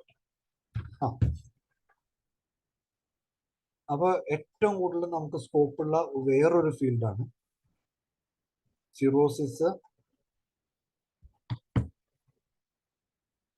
പിന്നെ ആൽക്കഹോളിസം, പിന്നെന്താണ് പോർട്ടൽ ഹൈപ്പർ ടെൻഷൻ, പിന്നെ ഇപ്പൊ കുറച്ച് ദിവസമായിട്ട് കാണുന്നത് സ്പ്ലിനോമെഗാലി. അപ്പൊ ഈ ഒരു സംഭവങ്ങളാണ്. ആൽക്കഹോളിസം തന്നെ നമ്മൾ സ്പെസിഫിക് ആയിട്ട് എടുക്കും. ആൽക്കഹോളിക് സിറോസിസും ആൽക്കഹോളിക് ഇതും അതിൽ ഏറ്റവും സ്കോപ്പ് നമുക്ക് കുറച്ച് നേരത്തെ കെട്ടിക്കഴിഞ്ഞാലൊക്കെ ഏറ്റവും സ്കോപ്പാണ് ഈ ആൽക്കഹോളിസത്തിനുള്ളത്. ആൽക്കഹോളിസത്തിനെ കുറിച്ച് ചിന്തിക്കുമ്പോൾ എനിക്കൊരു 3-4 കേസാണ് ഓർമ്മ വരുന്നത്. ഒന്ന്, ഒരു സ്ത്രീ എന്റെ ആൽക്കഹോളിസത്തിന് വന്നിട്ടുള്ള ഒരു, എനിക്ക് തോന്നുന്നത് 10, 5000, 6000, 7000 കേസുകൾ വരെ ഞാൻ ചികിത്സിച്ചിട്ടുണ്ട്. അതില് ഒരു 100-150 കേസ് മാത്രമേ ഞാൻ നേരിട്ട് കണ്ടിട്ടുള്ളൂ. മിക്കവാറും വരുന്നത് ആരെങ്കിലൊക്കെ പറഞ്ഞറിഞ്ഞ് പാരൻസോ അല്ലെങ്കിൽ ഭാര്യയോ അല്ലെങ്കിൽ പെങ്ങന്മാരോ ആരെങ്കിലും ഒക്കെയാണ് വരുന്നത്. എനിക്ക് ഒരിക്കലും ബാക്കിയൊക്കെ നമുക്കറിയാം. 1-2 കേസുകൾ ആൽക്കഹോളിസത്തിന്റെ മറക്കാൻ പറ്റാത്ത എന്താണെന്ന് വെച്ച് കഴിഞ്ഞാല്, ഒരു സ്ത്രീ എൻ്റെ അടുത്ത് വന്ന് പറഞ്ഞതാണ്, ഇയാള് കള്ള് കുടിക്കണേലല്ല സാറേ എന്റെ പ്രശ്നം, എത്ര വേണമെങ്കിലും കുടിച്ചോട്ടെ, അയാൾ വീട്ടിൽ വന്ന് ഒന്നും ചെയ്യില്ല അയാളെ, പക്ഷെ ഇയാളുടെ പ്രശ്നം എന്ന് വെച്ചാൽ കള്ള് അത്യാവശ്യം നല്ലോണം ഇതായാല് ഇയാള് നമ്മളുടെ ഓടയുണ്ടല്ലോ, കാണയില് കിടക്കുന്ന പെരിച്ചാഴിനെ വരെ പൊക്കിയെടുത്തോണ്ട് വരും വീട്ടിലോട്ട്. അപ്പൊ ഇവർക്ക് പ്രശ്നം എന്ന് വെച്ച് കഴിഞ്ഞാൽ ഈ പെരിച്ചാഴിനെ കൊന്നിട്ട് ഇയാള് വീട്ടിൽ വരും. ഇയാള് ഏത് പാതിരാത്രിക്ക് വന്നാലും ഈ സാധനം അപ്പൊ തന്നെ റോസ്റ്റ് ഉണ്ടാക്കി കൊടുക്കണം. ഫ്രൈ അല്ല, റോസ്റ്റ്. നല്ല മുളകൊക്കെ ഇട്ട് തക്കാളിയും നമ്മുടെ സവാളയൊക്കെ ഇട്ട് കുരുമുളകൊക്കെ ഇട്ടിട്ട് അടിപൊളി സാധനം അതുണ്ടാക്കി കൊടുക്കണം. അതിന്റെ കൂടെ ചപ്പാത്തിയോ പൊറോട്ടയോ എന്തെങ്കിലുമൊക്കെ ആൾ വാങ്ങി കൊണ്ടുവരും. ഇത് കാണുമ്പോ ഇവരത് ഉണ്ടാക്കി കൊടുത്തിട്ട് അവര് പോയി ഛർദ്ദിക്കും. എന്നിട്ട് അവർക്ക് ഈ ഹിസ്റ്റീരിയ പോലെ വന്നു തുടങ്ങി. അങ്ങനെയാണ് ആരോ പറഞ്ഞിട്ട് എൻ്റെ അടുത്ത് വന്നത്.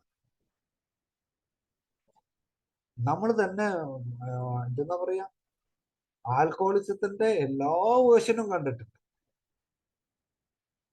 ഇതാദ്യമായിട്ട് കാണും. പെരുച്ചാഴിനെ വിളിച്ചോണ്ട് വന്ന് തീറ്റിക്കാന്ന് പറഞ്ഞാൽ ഭാര്യ വേറെ ആരും കഴിക്കണ്ട, അയാൾക്ക് വീട്ടുകാർ കഴിക്കണമെന്ന് നിർബന്ധിക്കൊന്നുമില്ല. പക്ഷെ അയാൾക്ക് അത് ഉണ്ടാക്കി കൊടുക്കും. ആഴ്ചയിൽ 2-3 പ്രാവശ്യം ഇയാളിത് പിടിച്ചും കൊണ്ടുവരും. ഈ പെണ്ണുമ്പിള്ളേരുടെ പാതിരാത്രി ആയാലും ഇതാ പണി. ഇതുണ്ടാക്കി കൊടുക്കുക, നേരെ ഛർദ്ദിക്കുക, ഇവര് പോയി കളിക്കുക. അതുപോലെ വേറൊരു കേസ് ഉണ്ടായിരുന്നു. എന്താ പറയാ, ഇയാള് കള്ളു കുടിച്ചാൽ വീടിന് തീ വയ്ക്കും.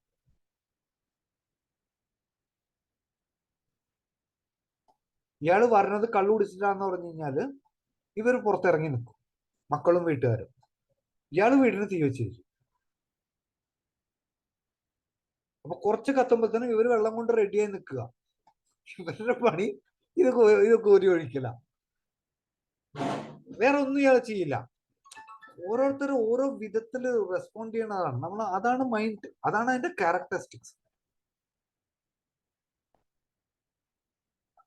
കള്ളുടിയന്മാരുടെ മൈൻഡ് എന്ന് പറഞ്ഞു കഴിഞ്ഞാൽ, കള്ളുടിയന്മാർ ലോകത്തിലെ ഏറ്റവും നല്ല മനുഷ്യരാണ്.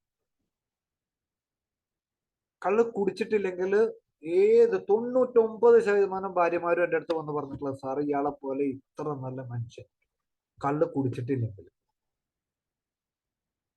ഇയാളെ പോലെ വേറൊരു ഇത്രയും പ്രശ്നം ഉണ്ടാക്കിയാലും ഇയാളെ തന്നെ എനിക്ക് മതി എന്ന് പറയുന്നവരുണ്ട്. കാരണം വെച്ച് കഴിഞ്ഞാല് അവരേറ്റവും ഒരു ഡിഫറെന്റ് ക്യാരക്ടറാണ്. അപ്പൊ തന്നെ നമുക്ക് മെഡിസിൻ മനസ്സിലായി, അനാർക്കാഡിയ അല്ലേ? അപ്പൊ നമ്മൾ ഈ ആൽക്കഹോളിസം ആണെങ്കിലും ഇറക്ടൽ ഡിസ്ഫങ്ഷൻ ആണെങ്കിലും മൈൻഡിന് ഏറ്റവും കൂടുതൽ ഇമ്പോർട്ടൻസ്. പിന്നെ ഈ ആൽക്കഹോളിസം നിൽക്കുന്നത് ഏത് സ്റ്റേജിലാണ്? അയാളുടെ പാത്തോളജിക്ക് എന്തെങ്കിലും കുഴപ്പമുണ്ട്? അയാൾ കഴിക്കുന്ന ക്വാണ്ടിറ്റി എത്രയാണ്? അപ്പൊ അയാൾ കഴിച്ചിട്ട് എന്താണ് ചെയ്യണത്? അയാളുടെ റിയാക്ഷൻ എന്താണ് കഴിച്ചിട്ട്? ഇതിലാണ് നമ്മുടെ മെഡിസിൻ ഇരിക്കുന്നത്. അപ്പൊ ആ ക്യാരക്ടറിസ്റ്റിക്സ് നമുക്ക് കിട്ടും. കാരണം പേഷ്യൻസിന്റെ ബൈസ്റ്റാൻഡറോ ആരെങ്കിലും വന്ന് നമ്മുടെ അടുത്ത് പറയും.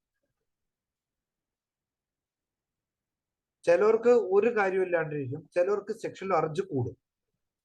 അയാൾ കള്ളു കുടിച്ചിട്ടില്ലെങ്കിൽ സെക്ഷൽ അർജില്ല. കള്ള് കുടിച്ചാൽ പെണ്ണുമ്പിള്ളേനെ കിടത്ത് ഉറക്കുകയില്ല. അപ്പൊ അങ്ങനെ കുറെ ഫ്രസ്ട്രേറ്റഡ് ആയിട്ടുള്ള കെട്ടിയോളമാര് വരാറുണ്ട്. കാരണം കള്ള് കുടിച്ചിട്ടില്ലെങ്കിൽ ഇയാൾക്ക് ഭാര്യയും വേണ്ട, സെക്സും വേണ്ട, ഒന്നും വേണ്ട. ഒരു അരപ്പയ്ക്ക് സാധനം കയറി കഴിഞ്ഞാൽ പിന്നെ പെണ്ണുമ്പിള്ളേനെ കിടത്ത് ഉറക്കുകയില്ല. അപ്പൊ അങ്ങനെ വരുമ്പോ ഈ ഡബിൾ മൈൻഡഡ് ആണ്. Nux vomica is one of the best medicine. പക്ഷെ നെക്സോമിക്കനെക്കാളും എനിക്ക് ഏറ്റവും കൂടുതൽ മെഡിസിൻ എതിരില്ല ആസിഡ് സൾഫ്. ആസിഡ് സൾഫ് അറിയാതെ കൊടുക്കാനാണെങ്കിൽ ഞാൻ 30 കൊടുക്കും, അറിഞ്ഞിട്ട് കൊടുക്കാനാണെങ്കിൽ ടിഞ്ചർ കൊടുക്കും. പക്ഷെ ആസിഡ് സൾഫ് ഒക്കെ കൊടുക്കുമ്പോൾ നമ്മൾ ശ്രദ്ധിക്കേണ്ടതെന്ന് വെച്ചാൽ നമ്മുടെ മേശപ്പുറത്തോ കയ്യിലോ വീണിട്ടുണ്ടെങ്കിൽ കൈ പൊള്ളും. ഓക്കെ, വെറുതെ ഒരു 2 ഡ്രോപ്പ് നമ്മുടെ കയ്യിൽ വീണിട്ടുണ്ടെങ്കിൽ കൈ പൊള്ളും, കുഴിയാവും. ബാഗിലൊക്കെ നമ്മൾ അറിയാതെ ലീക്കായിട്ട് വന്നിട്ടുണ്ടെങ്കിൽ ചിലപ്പോൾ മരുന്ന് അവിടെ എത്തൂല, കാരണം ബാഗിൽ ഒരു ഹോൾ ഉണ്ട്. അത്രയ്ക്ക് സ്ട്രോങ് ആണ് ആസിഡ് സൾഫ്. അപ്പൊ acid sulph one of the best medicine ആണ്. പിന്നെ നമ്മൾ പറയും ക്യുറിക്കസ് ഒക്കെ. ക്യുറിക്കസിനൊന്നും എനിക്ക് അത്രയ്ക്ക് റിസൾട്ട് കിട്ടിയിട്ടില്ല. കാരണം വീട്ടിൽ കൊണ്ടുവന്ന് കുടിക്കണ ആരുമില്ല. അല്ലെങ്കിൽ വീട്ടിൽ കൊണ്ടുവന്ന് കുടിക്കുമ്പോൾ ഒളിപ്പിച്ചു വെക്കും. അപ്പൊ ഇവർക്കും അറിയില്ല എവിടെയാണ്. അപ്പൊ അങ്ങനെ പേഷ്യന്റ് അറിയാതെയാണെങ്കിൽ എങ്ങനെ കൊടുക്കും? ചായ, കാപ്പി, കഞ്ഞിവെള്ളം, ചോറ് ഏത് മീഡിയത്തിലും കൊടുക്കാം. ഏത് മീഡിയത്തിലും. പിന്നെ കള്ളിന്റെ ഉള്ളിലാണോ കള്ളിന്റെ ഉള്ളിലും കൊടുക്കാം. ഓക്കെ. മീഡിയം ആസിഡ് സൾഫ് 30 അത് അങ്ങനെ ഡ്രോപ്പ് ആയിട്ട് ചോയിലും ചോറിലും കഞ്ഞിവെള്ളത്തിൽ ഇട്ട് വെക്കാൻ പറയും. എത്ര ഡ്രോപ്പ് വരെ കൊടുക്കണം? അതിനൊന്നും കണക്കില്ല സാർ മാഡം. കാരണം വെച്ചാൽ നമുക്ക് അറിയില്ല ഇവര് എവിടുന്ന കഴിക്കണമെന്ന്. ഒരു കലത്തിന്റെ ചോറിൽ ഇയാൾക്ക് വേണ്ടി മാറ്റി വെക്കാൻ പറ്റില്ല. അല്ലെങ്കിൽ ഇയാൾക്ക് വേണ്ടി സെപ്പറേറ്റ് ഉണ്ടാക്കുമ്പോൾ ചിലപ്പോൾ 2 തവി ഉണ്ടാവും, ചിലപ്പോൾ 2 തുള്ളി ഉണ്ടാവും. അയാൾ വലിച്ചൊരു സൈഡിലിടും. ഒരു സൈഡിൽ നിന്ന് ചിലപ്പോൾ കഴിക്കും, ആ സൈഡിൽ ചിലപ്പോൾ മരുന്നുണ്ടാവില്ല. അപ്പൊ നമ്മള് മെഡിസിൻ എങ്ങനെയൊക്കെ തൂവാൻ പറ്റുന്നോ തൂവുക. അപ്പൊ അതിൽ നെക്സോമിക്ക നല്ലതാണ്, സിഫിലിനും നല്ലതാണ്. സിഫിലിറ്റിക് ടെൻഡൻസി അല്ലെങ്കിൽ ഇത് നല്ലതാണ്. കാർസിനോസിൻ, ആർക്കെങ്കിലും ഫാമിലിയിൽ ക്യാൻസറിന്റെ ഇതുണ്ടെങ്കിൽ carcinosin one of the best medicine ആണ്. ഓക്കെ. ഈ ടെൻഡൻസി. പിന്നെ ഇത് വെച്ച് വരുന്ന സിറോസിസ്. സിറോസിസിനെ കുറിച്ച് ആലോചിക്കുമ്പോൾ എനിക്കൊരു 4-5 പേഷ്യൻസ്. ഒരുത്തം വെള്ളമൊട്ടിച്ച് അടിച്ചടിച്ച് കിറിഞ്ഞ് വഴിയിൽ വീണിട്ട് ഓട്ടോയില് ഒരു ആക്സിഡന്റ് ആയി, ബോധമില്ലാണ്ട് ലിസി ഹോസ്പിറ്റലിൽ എടുത്തുകൊണ്ട് പോയി. അവന്റെ സ്കാൽപ്പിന്റെ അകത്ത് ഒരു 5 ഫ്രാക്ചർ ഉണ്ട്. 5 ഫ്രാക്ചർ പല സ്ഥലത്തായിട്ട്. പിറ്റത്തെ ദിവസം രാവിലെ അവൻ കള്ളിന്റെ കെട്ടിറങ്ങിയപ്പോ അവൻ കണ്ണൂർന്നപ്പോ ആദ്യം പറഞ്ഞത് എന്നെ ഡിസ്ചാർജ് ചെയ്യുന്ന. അപ്പൊ അവര് പറഞ്ഞു ഈ കോലത്തിൽ നിങ്ങളെ ഡിസ്ചാർജ് ചെയ്യാൻ പറ്റൂല എന്ന് പറഞ്ഞപ്പോ അവര് പറഞ്ഞു പറ്റൂല, എനിക്ക് ഇവിടുന്ന് പോകണം, എനിക്ക് എന്റെ ഹോമിയോ ഡോക്ടറെ കാണിച്ചാൽ മതി. ഞാൻ തന്നെ പേടിച്ചു. അവനും വീട്ടുകാരൊക്കെ കൂടി അവിടുന്ന് ഇവന്റെ നിർബന്ധം കാരണം ഡിസ്ചാർജ് ചെയ്യിച്ചിട്ട് എന്റെ അടുത്ത് വന്നു. ഞാൻ എന്റെ സ്കള്ളിന്റെ എക്സ്റേ CT ഇതൊക്കെ കണ്ടിട്ട് ഞാൻ തന്നെ പേടിച്ചു. ഭാഗ്യത്തിന് ഇന്റേണൽ ബ്ലീഡിങ് കുറച്ചുണ്ടായിരുന്നു, ബാക്കിയൊക്കെ നോർമൽ ആണ്, ഇൻടാക്ട് ആണ്. അയാൾ ഓർമ്മയുണ്ട്. ഇത്രയും വിശ്വാസം നമ്മൾക്ക് രോഗികൾ തരുന്നുണ്ടോന്ന് വെച്ച് കഴിഞ്ഞാൽ നമ്മൾ തന്നെ പേടിച്ചു.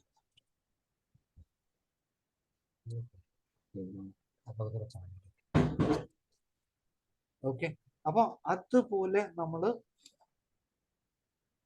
അടുത്ത് ഇപ്പൊ പേഷ്യൻസ് വന്നുകൊണ്ടിരിക്കും. നമ്മൾ അത്രയ്ക്കും വിശ്വാസമാണ്. ഇനി വിശ്വാസമാണോ വേറെ എവിടെ പോയ കാശ് കുറെ ആവുന്നോ, ചിലപ്പോ സിറോസിസ് എന്നൊക്കെ പറഞ്ഞു കഴിഞ്ഞാൽ തട്ടിപ്പോയി എന്നൊക്കെ പറയണ അതിന്റെ പേടിച്ചിട്ടാണ് എന്താണെന്നറിയില്ല. ബട്ട്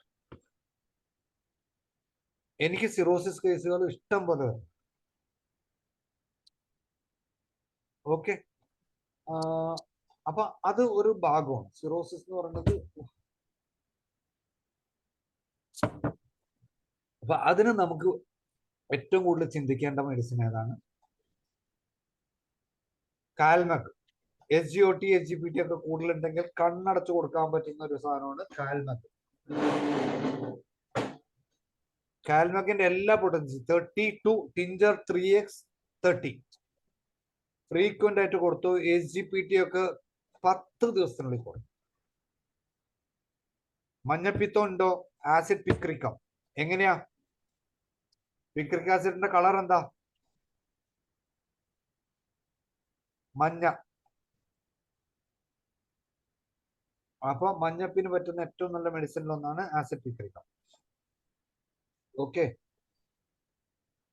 പിന്നെ കൊടുക്കണം പറ്റുന്നതാണ്. അതിന്റെ കൂടെ പോർട്ടൽ ഹൈപ്പർ ടെൻഷൻ ഉണ്ടെങ്കിൽ എനിക്കൊരു 4-5 കേസ് ഉണ്ട് പോർട്ടൽ ഹൈപ്പർ ടെൻഷൻ. ഇപ്പോഴും അയാൾ ജീവിച്ച 3 പേര് ജീവിച്ചിരിപ്പുണ്ട്. ഒരാൾ ലാസ്റ്റ് സ്റ്റേജസ് ആയി, അയാള് 1-2 പ്രാവശ്യം റെഡിയായി, 3-ാമത്തെ പ്രാവശ്യം ഹോസ്പിറ്റലിൽ പോയപ്പോ അവർക്കൊന്നും സേവ് ചെയ്യാൻ പറ്റിയില്ല. അങ്ങനെ 3 കേസ് ഇപ്പോഴും നമ്മളുടെ കയ്യിലുണ്ട്. അപ്പൊ മെഡിസിൻസ് നമുക്ക് ഏറ്റവും എഫക്റ്റീവ് ആയിട്ട് വരുന്നത് ആസിഡ് പിക്രിക്കം, ഇത് വരുന്നുണ്ട്, മെർക്സോൾ വരുന്നുണ്ട്. ഫാറ്റി ലിവർ 3rd ഗ്രേഡ് പോലെ വരും കഴിഞ്ഞാൽ സിറോസിന് ജസ്റ്റ് മുമ്പ് 3rd ഗ്രേഡ് പറഞ്ഞു കഴിഞ്ഞാൽ ഫോസ്ഫറസ് നല്ലതാണ്. സ്പോഞ്ചി ലിവർ എന്ന് പറയും. ഫോസ്ഫറസ് നല്ലൊരു മെഡിസിൻ ആണ്. ഓക്കെ, പിന്നെ ചെലിഡോണിയം അതൊക്കെ ഉണ്ട്. ബട്ട് ദാറ്റ് ഇസ് നമ്മളുടെ മെഡിസിൻസിൽ ഒന്നാണ്. ഫ്രീക്വന്റ് റിപ്പീറ്റേഷൻ ആണ്. ചിലപ്പോൾ half an hourly, 1 hourly, 2 hourly ഒക്കെ നമ്മൾ കൊടുക്കേണ്ടി വരും. ഇതുള്ളപ്പോൾ ഏതിന് പോർട്ടൽ ഹൈപ്പർ ടെൻഷൻ ഉള്ള പേഷ്യന്റ് ആണെങ്കിൽ ചിലപ്പോൾ നമ്മൾ കൂടുതൽ റിപ്പീറ്റ് ചെയ്യേണ്ടി. അപ്പൊ അത് അതിന്റെ സിവിയറിറ്റിയും സ്കാൻ റിപ്പോർട്ടും ഇതൊക്കെ വെച്ചിട്ട് വേണം കൊടുക്കാൻ.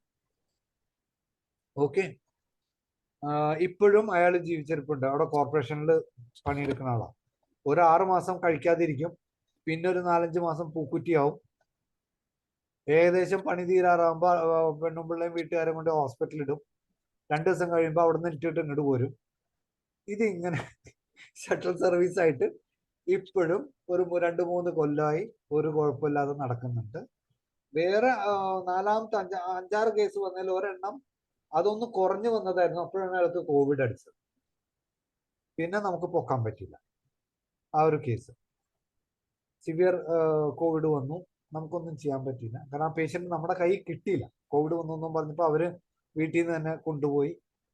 നമുക്ക് മെഡിസിൻ കൊടുക്കാൻ പറ്റിയില്ല കാര്യമായിട്ട്. പക്ഷെ അവരുടെ ഫാമിലിയൊക്കെ ഇപ്പോഴും വരുന്നുണ്ട് വേറെ എന്തെങ്കിലുമൊക്കെ അവസ്ഥ. അപ്പൊ അങ്ങനെ കുറെ പ്രശ്നം. ഇത് പിന്നെ ഒരു ഓർമ്മ വരുന്നത് കാർഡിയാ കേസാണ്. ഒരു ശ്രീജിത്ത് എന്ന് പറഞ്ഞിട്ട് 50%, 50 അല്ല 70% പമ്പിങ് ഇല്ല എന്ന് പറഞ്ഞു വന്നൊരു കേസാണ്. ഇതൊക്കെ കാണുമ്പോഴാണ് നമ്മളൊരു ഹോമിയോപ്പത്ത് ആണെന്നുള്ളൊരു ചിന്ത. നമ്മളുടെ കയ്യിലാണെങ്കിൽ ഒ പി മാത്രമേ ഉള്ളൂ, IP ഇല്ല. ഒരു IV കൊടുക്കാനുള്ള കുറച്ച് നേരം കെടുത്താനുള്ള സ്ഥലം മാത്രമേ നമ്മുടെ അടുത്തുള്ളൂ. IV കൊടുക്കാനുള്ള പ്രൊവിഷൻ ഉണ്ട്, ക്ലിനിക്കിലുണ്ട്. അതുകൊണ്ട് ഞാൻ കൊടുക്കാം. ഇതൊക്കെ മേജർ കേസുകളിൽ ഒന്നാണ്. നമ്മൾ കൈ വെക്കുമെന്ന് വെച്ച് കഴിഞ്ഞാൽ വളരെ പേടിച്ചിട്ട് അത്ര എക്സ്പീരിയൻസ്ഡ് ആയിട്ടുള്ള ആൾക്കാരെ വെക്കുള്ളൂ. ഇതുപോലെ ആരോ പറഞ്ഞിട്ട് വരും. നമ്മൾ ആ മെഡിസിൻ ക്രറ്റിയാഗസ്, അഡോണിസ്, നമ്മളുടെ ഹാർട്ട് മെഡിസിൻസ് കൊടുത്തു. ഇപ്പൊ പമ്പിങ് ഓൾമോസ്റ്റ് 70% നോർമൽ ആയിട്ടിരിക്കാം. 30% മാത്രമേ ഉള്ളൂ അയാൾ മെഡിസിൻ കണ്ടിന്യൂ ചെയ്യുന്നുണ്ട്. ചിലപ്പോൾ റിവേർട്ട് ചെയ്യും, ചിലപ്പോൾ 30% നിൽക്കും. നമുക്ക് പറയാൻ പറ്റില്ല. കാരണം ചില 100% ഡാമേജ് വന്നത് റിവേഴ്സ് ചെയ്യാൻ പറ്റുമോ എനിക്ക് അറിയില്ല. But hope for the best. അതുപോലെ വേറൊരു ഒരു CA കേസാണ്. എക്സാക്ട് ഡയഗ്നോസിസ് എനിക്കറിയില്ല. CAയിൽ പറഞ്ഞിട്ടുള്ളത് സീക്കത്തിലാണ്. അതിന്റെ എക്സാക്ട് ഡയഗ്നോസിസ് വേണമെങ്കിൽ ഞാൻ അത് ഇടാം. നിങ്ങൾ അധികം റെഫർ ചെയ്യാൻ പറ്റാത്ത CA കേസ് ഒരു തരത്തിലും നടക്കൂല എന്ന് പറഞ്ഞ കേസാണ്. ഇപ്പോ 50% ഗ്രോത്ത് കഴിഞ്ഞു എന്ന് പറഞ്ഞിട്ട് ഇന്നലെ മിഞ്ഞാന്ന് MRI ഇട്ട് വന്നിട്ടുണ്ട്. അതായത് ഓങ്കോളജിസ്റ്റിന് തന്നെ സംശയമാണ്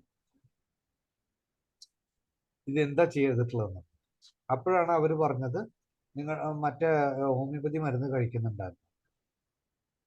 എന്നാ പിന്നെ നിങ്ങൾ വേറെ ഒന്നും നോക്കണ്ട, ഹോമിയോപ്പതി മരുന്ന് മാത്രം കഴിച്ചാൽ മതി എന്ന് പറഞ്ഞിട്ട്. CA സീക്കം അത് അപ്പൻഡിസൈറ്റിസ് ആയിരിക്കും എന്നുള്ള കണക്കൂട്ടലായിരുന്നു അവരുണ്ടായിരുന്നു. പക്ഷെ അത് MRI ചെയ്തപ്പോഴാണ് അത് ഒരു റെയർ ക്യാൻസർ ആണ്. അതൊരു റെയർ ക്യാൻസർ ആണ്. ഇപ്പൊ രണ്ടാമത് വേറൊരു കേസ് വന്നിട്ട് ലിയോമയോസാർക്കോമ. അത് ലിയോമയോസാർക്കോമയുടെ ഒരു ഇതിലല്ല ഞാൻ ആ കേസിന്റെ ഒരു ഇത് കാണുന്നത്. ആ ലേഡി എന്ന് പറഞ്ഞു കഴിഞ്ഞാൽ നമ്മളുടെ അടുത്തുള്ള വിശ്വാസം മാത്രമല്ല, അവരുടെ വിൽ പവർ നമ്മളെ തന്നെ പേടിപ്പിച്ചത്. ഞാൻ ചോദിച്ചു ഇത് ഒന്ന് കീമോ ചെയ്തൂടെ? ഞാൻ പറഞ്ഞ 8-9 കീമോ ചെയ്ത ഡോക്ടറെ. അപ്പൊ അവര് പറയാം 9 കീമോ ചെയ്തു. അവർക്കൊന്നും പറയാൻ പറ്റുന്നില്ല. ഞാൻ എന്തിനാ വെറുതെ പ്രാന്തായിട്ട് പോകുന്നത്? കീമോ ചെയ്ത് കഴിഞ്ഞ് കഴിഞ്ഞാൽ എനിക്ക് ഭക്ഷണം കഴിക്കാൻ പറ്റുന്നില്ല. അവർക്ക് ഒരു ഉറപ്പുമില്ല ഞാൻ എത്ര കാലം ജീവിച്ചിരിക്കും. ഇങ്ങോട്ട് പറയുക ഞാൻ ആ കീമോ നിർത്തി, ഡോക്ടർക്ക് മരുന്ന് തരാൻ പറ്റുന്ന തന്നാണ്. ഇപ്പൊ 3 മാസമായി ഷീസ് ഹാപ്പി, ഫുഡ് കഴിക്കുന്നുണ്ട്. ഇടയ്ക്കൊരു ബോഡി പെയിൻ വരും. പിന്നെ HB ഒന്ന് കുറയും. അപ്പൊ നമ്മൾ ഫെറമെറ്റ് കൊടുക്കും, കാർസിനോസിന്. ഇതൊക്കെ സ്ഥിരം നമ്മൾ ക്യാൻസറിന് കൊടുക്കുന്ന മെഡിസിൻസ്, നമ്മൾ കാര്യമായിട്ടുള്ള മെഡിസിൻസ് നിന്റെ ഒരു ബാഗ് ഇല്ല ഇങ്ങനെ ഇട്ടിരുന്ന ബാഗ് അവിടെ എന്റെ അടുത്താണോ? അത് മോന്റെ അടുത്താണോ? അനിൽകുമാർ ഡോക്ടർ. അനിൽകുമാർ ഡോക്ടറാണ്, എനിക്കറിയാം. ഓക്കെ, അപ്പൊ ഇങ്ങനെയുള്ള കുറെ കേസുകൾ നമ്മൾ ഓർമ്മ. ഇതൊന്നും അല്ല, നമ്മളൊന്ന് കുറേ കൂടി കേസ് ഡീറ്റെയിൽസിലോട്ട് തപ്പിപ്പോയി കഴിഞ്ഞാൽ ഒരു 10, 6000, 7000, 8000 കേസ് ഷീറ്റ്സ് ഉണ്ട് നമ്മൾക്ക്. അതിൽ നിന്ന് കുറച്ചൊക്കെ എടുത്തു കഴിഞ്ഞാൽ ഇതൊന്നും അല്ല കേസുകൾ ഉണ്ടാവുക. പക്ഷെ ഇതിപ്പോ റീസെന്റ് കുറെ നാളായിട്ട് നമ്മുടെ മനസ്സിൽ കിടക്കുന്ന കുറെ കേസുകളാണ്. എനിക്ക് തോന്നുന്നത് എനിക്ക് ഒന്ന് നിർത്താം. ആർക്കെങ്കിലും എന്ത് ഡൗട്ട് ഉണ്ടെങ്കിലും ചോദിക്കാം. സമയം ഏകദേശം ആയി ഡോക്ടറെ. അപ്പൊ എന്തായാലും വളരെ നല്ല ഒരു ക്ലാസ് ആയിരുന്നു. കാരണം ഇന്നലെ രാത്രിയിലാണ് തീരുമാനിച്ചതെങ്കിലും അങ്ങനെ തോന്നിയില്ല. എന്തായാലും വളരെ നല്ല അറിവുകളാണ് നമുക്ക് കിട്ടിയത്. ഫസ്റ്റ് മറ്റേ എന്തായിരുന്നു നമ്മുടെ ആൽക്കഹോളിസവും അത് തുടങ്ങിയ വിഷയങ്ങളും ഒക്കെ നമുക്ക് വളരെ പ്രയോജനം ചെയ്തു. ഇറക്ടൈൽ ഡിസ്ഫങ്ഷൻ അത് വളരെ ഇലാബറേറ്റ് ആയിട്ട് തന്നെ ഡോക്ടർ പറഞ്ഞല്ലോ. വളരെ ഒത്തിരി മെഡിസിൻ, ഒരുപാട് കേസുകളും ഒക്കെ ഡോക്ടർ പറഞ്ഞു. അതൊക്കെ വളരെ പ്രയോജനം ചെയ്ത് കാണും എല്ലാ ഡോക്ടേഴ്സിനും എന്ന് വിചാരിക്കുന്നു. അതുപോലെ ബാക്കിയുള്ളതും അതുപോലെ ആയിരുന്നു. ഡോക്ടർ ഇനിയും ഇതുപോലുള്ള അറിവുകളുമായിട്ട് വരണം എന്നുള്ള റിക്വസ്റ്റോടുകൂടി Lata Manoharan doctor hand raise ചെയ്തിട്ടുണ്ട്. ഡോക്ടറെ ചോദിച്ചു. അൺമ്യൂട്ട് ചെയ്തേ. ഇനി ചെയ്തേ. നന്ദി ശൈല ഡോക്ടറെ. നമസ്കാരം. ഡോക്ടർ നമസ്കാരം. എനിക്ക് 2 ക്വസ്റ്റ്യൻ ഉണ്ടാവും. ഒന്ന്, ഇറക്ടൈൽ ഡിസ്ഫങ്ഷൻ പറഞ്ഞതില് ഒരു ഭാര്യയും ഭർത്താവും, അദ്ദേഹത്തിന് ഇപ്പൊ 40 വയസ്സായി. ഒരു യാത്ര ചെയ്തപ്പോ ഒന്ന് ഭയപ്പെട്ടതാണ്. ഇവര് ഹിൽ ഏരിയയിലോട്ട് പോയപ്പോ പിന്നെ ഒരു പ്രാവശ്യം ഗർഭിണിയായിട്ട് അബോർട്ടഡ് ആയിപ്പോയി ഭാര്യയ്ക്ക്. പിന്നീടാണ് ഈ ആളിന് ഇങ്ങനെ യാത്ര ചെയ്തപ്പോ എന്തോ ഒരു ഭയം പോലെ തോന്നി. അതിനുശേഷം ഈ പുള്ളിക്കാരന് ഈ ഇറക്ഷൻ വരുന്നില്ല, പിന്നെ ബന്ധപ്പെടാനേ പറ്റുന്നില്ല. അപ്പൊ ഈ ഭാര്യ എപ്പോഴും ഒരു കുറ്റപ്പെടുത്തുന്നത് പോലെ സംസാരിക്കുകയും കൂടെ ചെയ്യുന്നുണ്ട്. ഇപ്പം പുള്ളിക്ക് ആഗ്രഹവും കുറവാണ്, എന്നാ ഒട്ടും ബന്ധപ്പെടാൻ പറ്റത്തില്ല, ഇറക്ഷൻ ഇല്ല. അതൊരു കേസ്. അതിന്റെ ഫസ്റ്റ് ആൻസർ പറയാൻ പറ്റില്ല. അത് നമ്മള് ഫിയർ അഗ്രവേഷൻ എന്ന് പറഞ്ഞിട്ട് തന്നെ നോക്കണം. Okay, erection deficient fear after. Okay, ആ ഒരൊറ്റ മെഡിസിൻ നമ്മൾ റൂബ്രിക്കിൽ നോക്കിക്കഴിഞ്ഞാൽ അത് കിട്ടും. അതുണ്ട്, ബോറിക്കിലും ഉണ്ട്. ഓക്കെ, അപ്പൊ ആ മെഡിസിൻ അതിന്റെ കൂടെ ഭാര്യനെയും ഭർത്താവിനെയും വിളിച്ചിരുത്തി കൗൺസിൽ ചെയ്യണം. കാര്യങ്ങൾ പറഞ്ഞ് മനസ്സിലാക്കണം. ഭാര്യനെ ഇരുത്തി മനസ്സിലാക്കണം. കുത്തുവാക്ക് കൊണ്ടുപോകാൻ ഒന്നും നടക്കൂല. ആ കാര്യങ്ങൾ പറഞ്ഞൊന്ന് മനസ്സിലാക്കണം. ഓപ്പൺ ആയിട്ട് ഡിസ്കസ് ചെയ്യിക്കണം ഇവരെ കൊണ്ട്. കാരണം ഫോർ പ്ലേയുടെ ഇമ്പോർട്ടൻസും ബാക്കി കാര്യങ്ങളും എല്ലാം നമ്മൾ പറഞ്ഞൊന്ന് മനസ്സിലാക്കിയിട്ട് വേണം ഈ കേസിന് മെഡിസിൻ കൊടുക്കാൻ. ഓക്കെ, രണ്ടാമത്തെ ക്വസ്റ്റ്യൻ, ഫീമെയിൽസിന് ഈ സിറോസിസ് കുടിക്കുന്നൊന്നും ഇല്ലാത്തവർക്ക് വരുമല്ലോ. സിറോസിസ് ഇപ്പൊ ഒത്തിരി കാണുന്നുണ്ട്. അപ്പൊ അങ്ങനെയുള്ള കേസിന് അവിടെ ഒരു റീസൺ ഇല്ലല്ലോ. അപ്പൊ ആ കേസ് എങ്ങനെയാണ് അതിനെ ഹാൻഡിൽ ചെയ്യുന്നത്? സിറോസിസ് നമ്മുടെ ജോണ്ടിസ് സിറോസിസ്, മറ്റേത് ആൽക്കഹോളിക് സിറോസിസ്, ഇത് നോൺ ആൽക്കഹോളിക് സിറോസിസ്. ഓക്കെ. പിന്നെ അതേപോലെ തന്നെ നമ്മുടെ ഡീറ്റെയിൽ ആയിട്ട് കേസ് എടുക്കുക. അസൈറ്റീസ് ഉണ്ടോ എന്ന് നോക്കുക. അസൈറ്റീസ് ഉണ്ടെങ്കിൽ നമ്മൾ ടാപ്പ് ചെയ്യണം, അല്ലെങ്കിൽ എനിമ കൊടുക്കണം.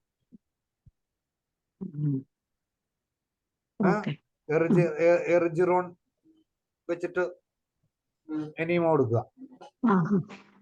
എനിമ വെച്ചാല് ഈ അസൈറ്റിസ് കുറയോ? സ്വെല്ലിംഗ് കുറയാണ് കണ്ടിട്ടുണ്ട്. നമ്മളുടെ മെഡിസിൻ എറിജിറോൺ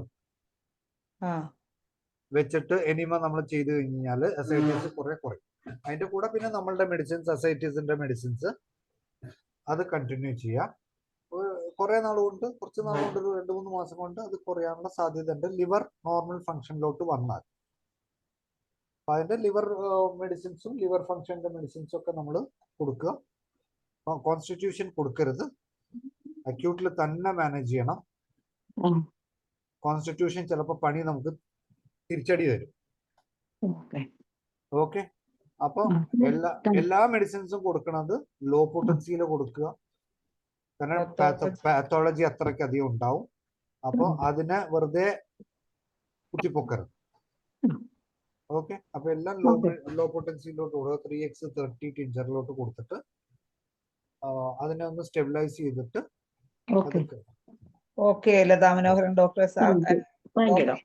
ആ, എനിക്കൊരു സംശയമുള്ളത്, എനിക്കൊരു ഈ ലിംഫോമ കേസ് ഉണ്ട്. ഇവിടുത്തെ ഒരു ഗ്ലാൻഡ് ഇങ്ങനെ ഹാർഡായിട്ട് എവിടെ എവിടെ എവിടെ എവിടെ എവിടെ ഈ എന്താണ് ഇയറിന്റെ താഴെയായിട്ട് ആ ലെഫ്റ്റ് സൈഡില്, ആ ലെഫ്റ്റ് അല്ല റൈറ്റ്. ഏതാ കൊടുത്തത്? ഞാന് പിന്നെ കാൽക്കരിയ ഫ്ലോർ കൊടുത്ത്, കൊണിയമാക്ക് കൊടുത്ത്, പിന്നെ സിസ്റ്റസ് കൊടുത്ത്, സ്ക്രോഫിലേറിയ കൊടുക്കും. സ്ക്രോഫ്ലേറിയയും ഇപ്പൊ കൊടുത്തിട്ടുണ്ട് കേട്ടോ. കൊടുക്കണതിലല്ല, റിപ്പീറ്റ് ചെയ്യണം. സ്ക്രോഫ്ലേറിയ ഏത് മെഡിസിൻ ആണെങ്കിലും അത് ഹാർഡ് മാസ് അല്ല ഡോക്ടർ. നമ്മൾ ആ പാത്തോളജിക്ക് വേണ്ടി മാത്രം ചെയ്യണതാണ്. മനസ്സിലായ? അപ്പൊ നമ്മൾ എന്റെ ഇതിനനുസരിച്ച് നമ്മളത് റിപ്പീറ്റ് ചെയ്യണം. മിനിമം 4 നേരമെങ്കിലും കൊടുക്കണം. ഏത് മെഡിസിൻ ഡോക്ടർ കൊടുക്കണതെല്ലാം നമ്മൾ കൊടുക്കണതൊക്കെ തന്നെ ആയിരിക്കും. അതിൽ വലിയ വ്യത്യാസങ്ങളൊന്നും വരാനില്ല. സിസ്റ്റേഴ്സ് കൊടുക്കാനാണെങ്കിലും നമ്മുടെ കൊണയം കൊടുക്കാനാണെങ്കിലും നമ്മളുടെ എന്താ ബ്രോമിയം നല്ലൊരു മെഡിസിൻ ആണ്. ഹാർഡ് സ്വെല്ലിങ്ങിന്. അയോഡോൺ കൊടുക്കാനാണെങ്കിലും എന്ത് കൊടുക്കാനാണെങ്കിലും it has to be repeated എന്നാണ് എൻ്റെ ഒരു കാഴ്ചപ്പാട്. സ്ക്രോഫുലേറിയം നല്ലതാണ്. കോൺസ്റ്റിറ്റ്യൂഷൻ ഒന്നും ഇല്ല, പക്ഷെ സിംറ്റോമാറ്റിക് ആയിട്ട് കൊടുക്കാമോ? ഇതില് കോൺസ്റ്റിറ്റ്യൂഷൻ നോക്കാൻ പറ്റില്ല. ചിലപ്പോ നമുക്ക് കിട്ടില്ല. കിട്ടിയാൽ വെൽ ആൻഡ് ഗുഡ്. പക്ഷെ 90% കിട്ടില്ല. അവര് അത് ഇതെന്നൊക്കെ പറഞ്ഞു പോകും. എങ്ങനെയെങ്കിലും ഇതൊന്ന് കുറയ്ക്കണം. അപ്പൊ അതിന് പറ്റുന്ന മെഡിസിൻസ് എല്ലാം ഉണ്ട്. പക്ഷെ റിപ്പീറ്റഡ് ആയിട്ട് കൊടുക്കണം. കാൽക്കരിയ ഫ്ലോർ ആണെങ്കിലും കാൽക്കരിയ അയോഡ് ആണെങ്കിലും സിസ്റ്റേഴ്സ് ആണെങ്കിലും എല്ലാം low potency frequent repetition. Okay, അതാണ് എന്റെ പോസോളജി. അത് മാറ്റാം. പക്ഷെ ഈ കേസിൽ കാരണം നോൺ റിയാക്റ്റീവ് സ്വെല്ലിംഗ് ആണ്, ബിനൈൻ ആണ്, ഒരു റിയാക്ഷനും ഇല്ലാത്തൊരു സാധനം അല്ലേ. അപ്പൊ തുജ വരും. പ്ലാന്റിനേക്കാളും കൂടുതൽ നമുക്ക് ഈ ഇതിലോട്ട് മാറാം. പ്ലാന്റും തുജയും നല്ലതാണ്, കൊണയും നല്ലതാണ്. തൈറോയിഡിനും കൊടുത്തില്ല. തൈറോയിഡിന് നല്ല ഗ്ലാൻസിന്. തൈറോയിഡ് ബോറിക്കിൽ എടുത്ത് നോക്കിയേ, നമ്മുടെ ഫൈബ്രോയിഡിന് ഏറ്റവും പറ്റിയ മെഡിസിൻ ആണ്. പിന്നെ ഒരു മെഡിസിൻ പറഞ്ഞാണ് കാൽത്ത പാൽസ്ട്രേ എന്ന് പറഞ്ഞ മെഡിസിൻ. അപ്പൊ ഇത്രയും സാധനങ്ങളൊക്കെ മതിയാവും. സമയം എടുക്കും. ഹാർഡ് മാസ് ആണ്. ക്രിക്കറ്റ് ബോൾ പോലൊരു മാസായിരിക്കും. പെരോട്ടിഡ് ഗ്ലാൻഡ് ആണോ അതോ വേറെ എന്തെങ്കിലും ട്യൂമർ ആണോ എന്നുള്ളത്? പെരോട്ടിഡ് ഗ്ലാൻഡ് അല്ല, കുറച്ചുകൂടെ താഴോട്ടാണ്. ഓക്കെ, അപ്പൊ സബ്മാൻഡിബുലർ ഗ്ലാൻഡോ അല്ലെങ്കിൽ വേറെ എന്തെങ്കിലും ബിനൈൻ ഗ്ലാൻഡ് ആയിട്ട് വന്നിട്ടുണ്ടാവും അവിടെ. അറൗണ്ട് തന്നെ ഈ നെക്കിന്റെ ഉള്ള ഏതോ ഒരു ഗ്ലാൻഡ് ഇതായതാണ്.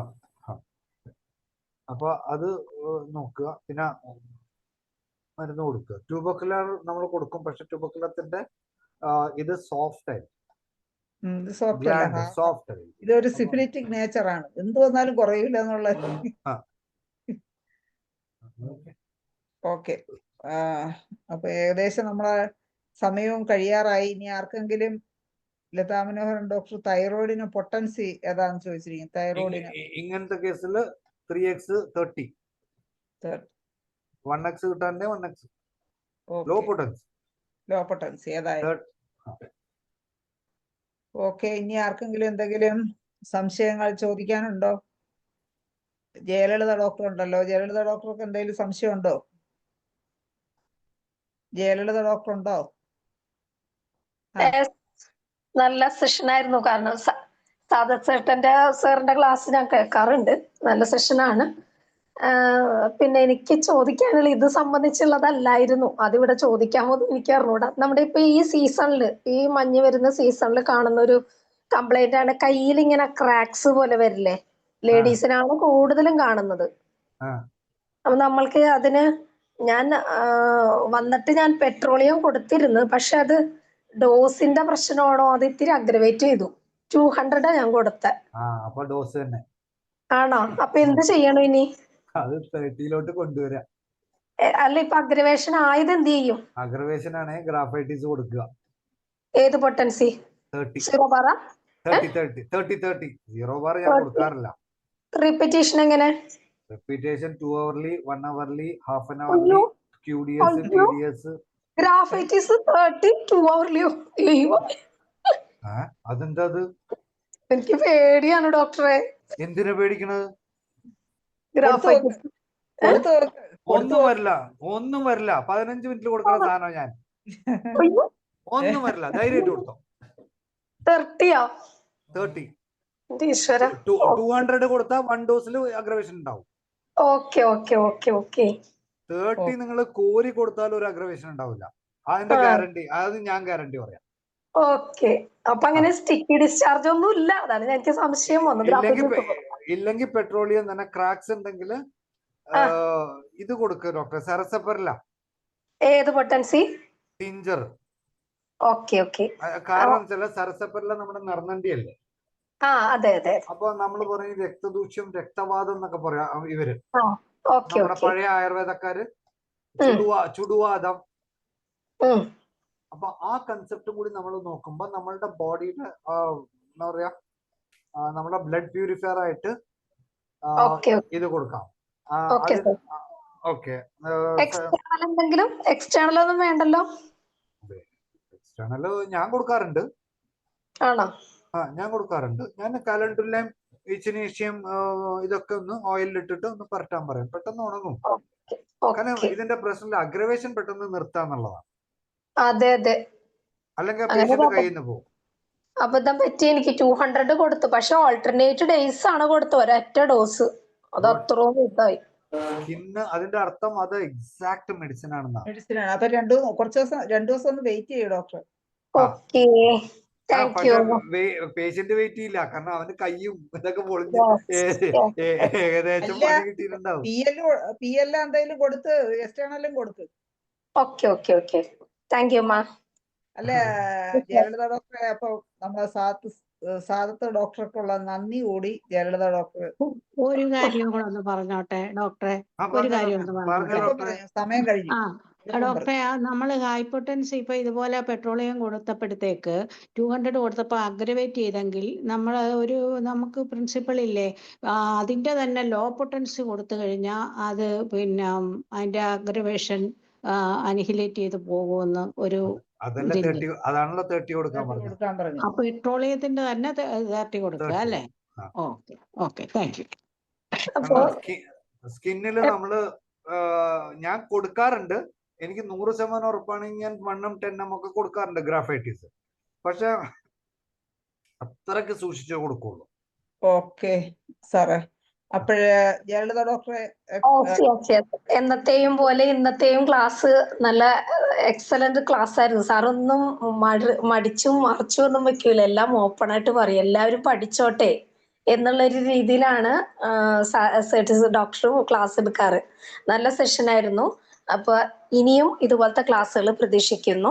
എൻ്റെ പേരിലും ഇവിടെ അറ്റൻഡ് ചെയ്ത എല്ലാ ഡോക്ടേഴ്സിന്റെ പേരിലും സാറിന് പ്രത്യേകം നന്ദി പറയുന്നു. Thank you sir. നന്ദി ജയലളിത ഡോക്ടറെ. ഹരിഹരൻ സാറിനെ വിളിക്കാൻ പറ്റിയില്ല, സമയം കഴിഞ്ഞു പോയത് കൊണ്ടാണ്. സാറൊന്ന് മുഖം കാണിച്ചിരുന്നു.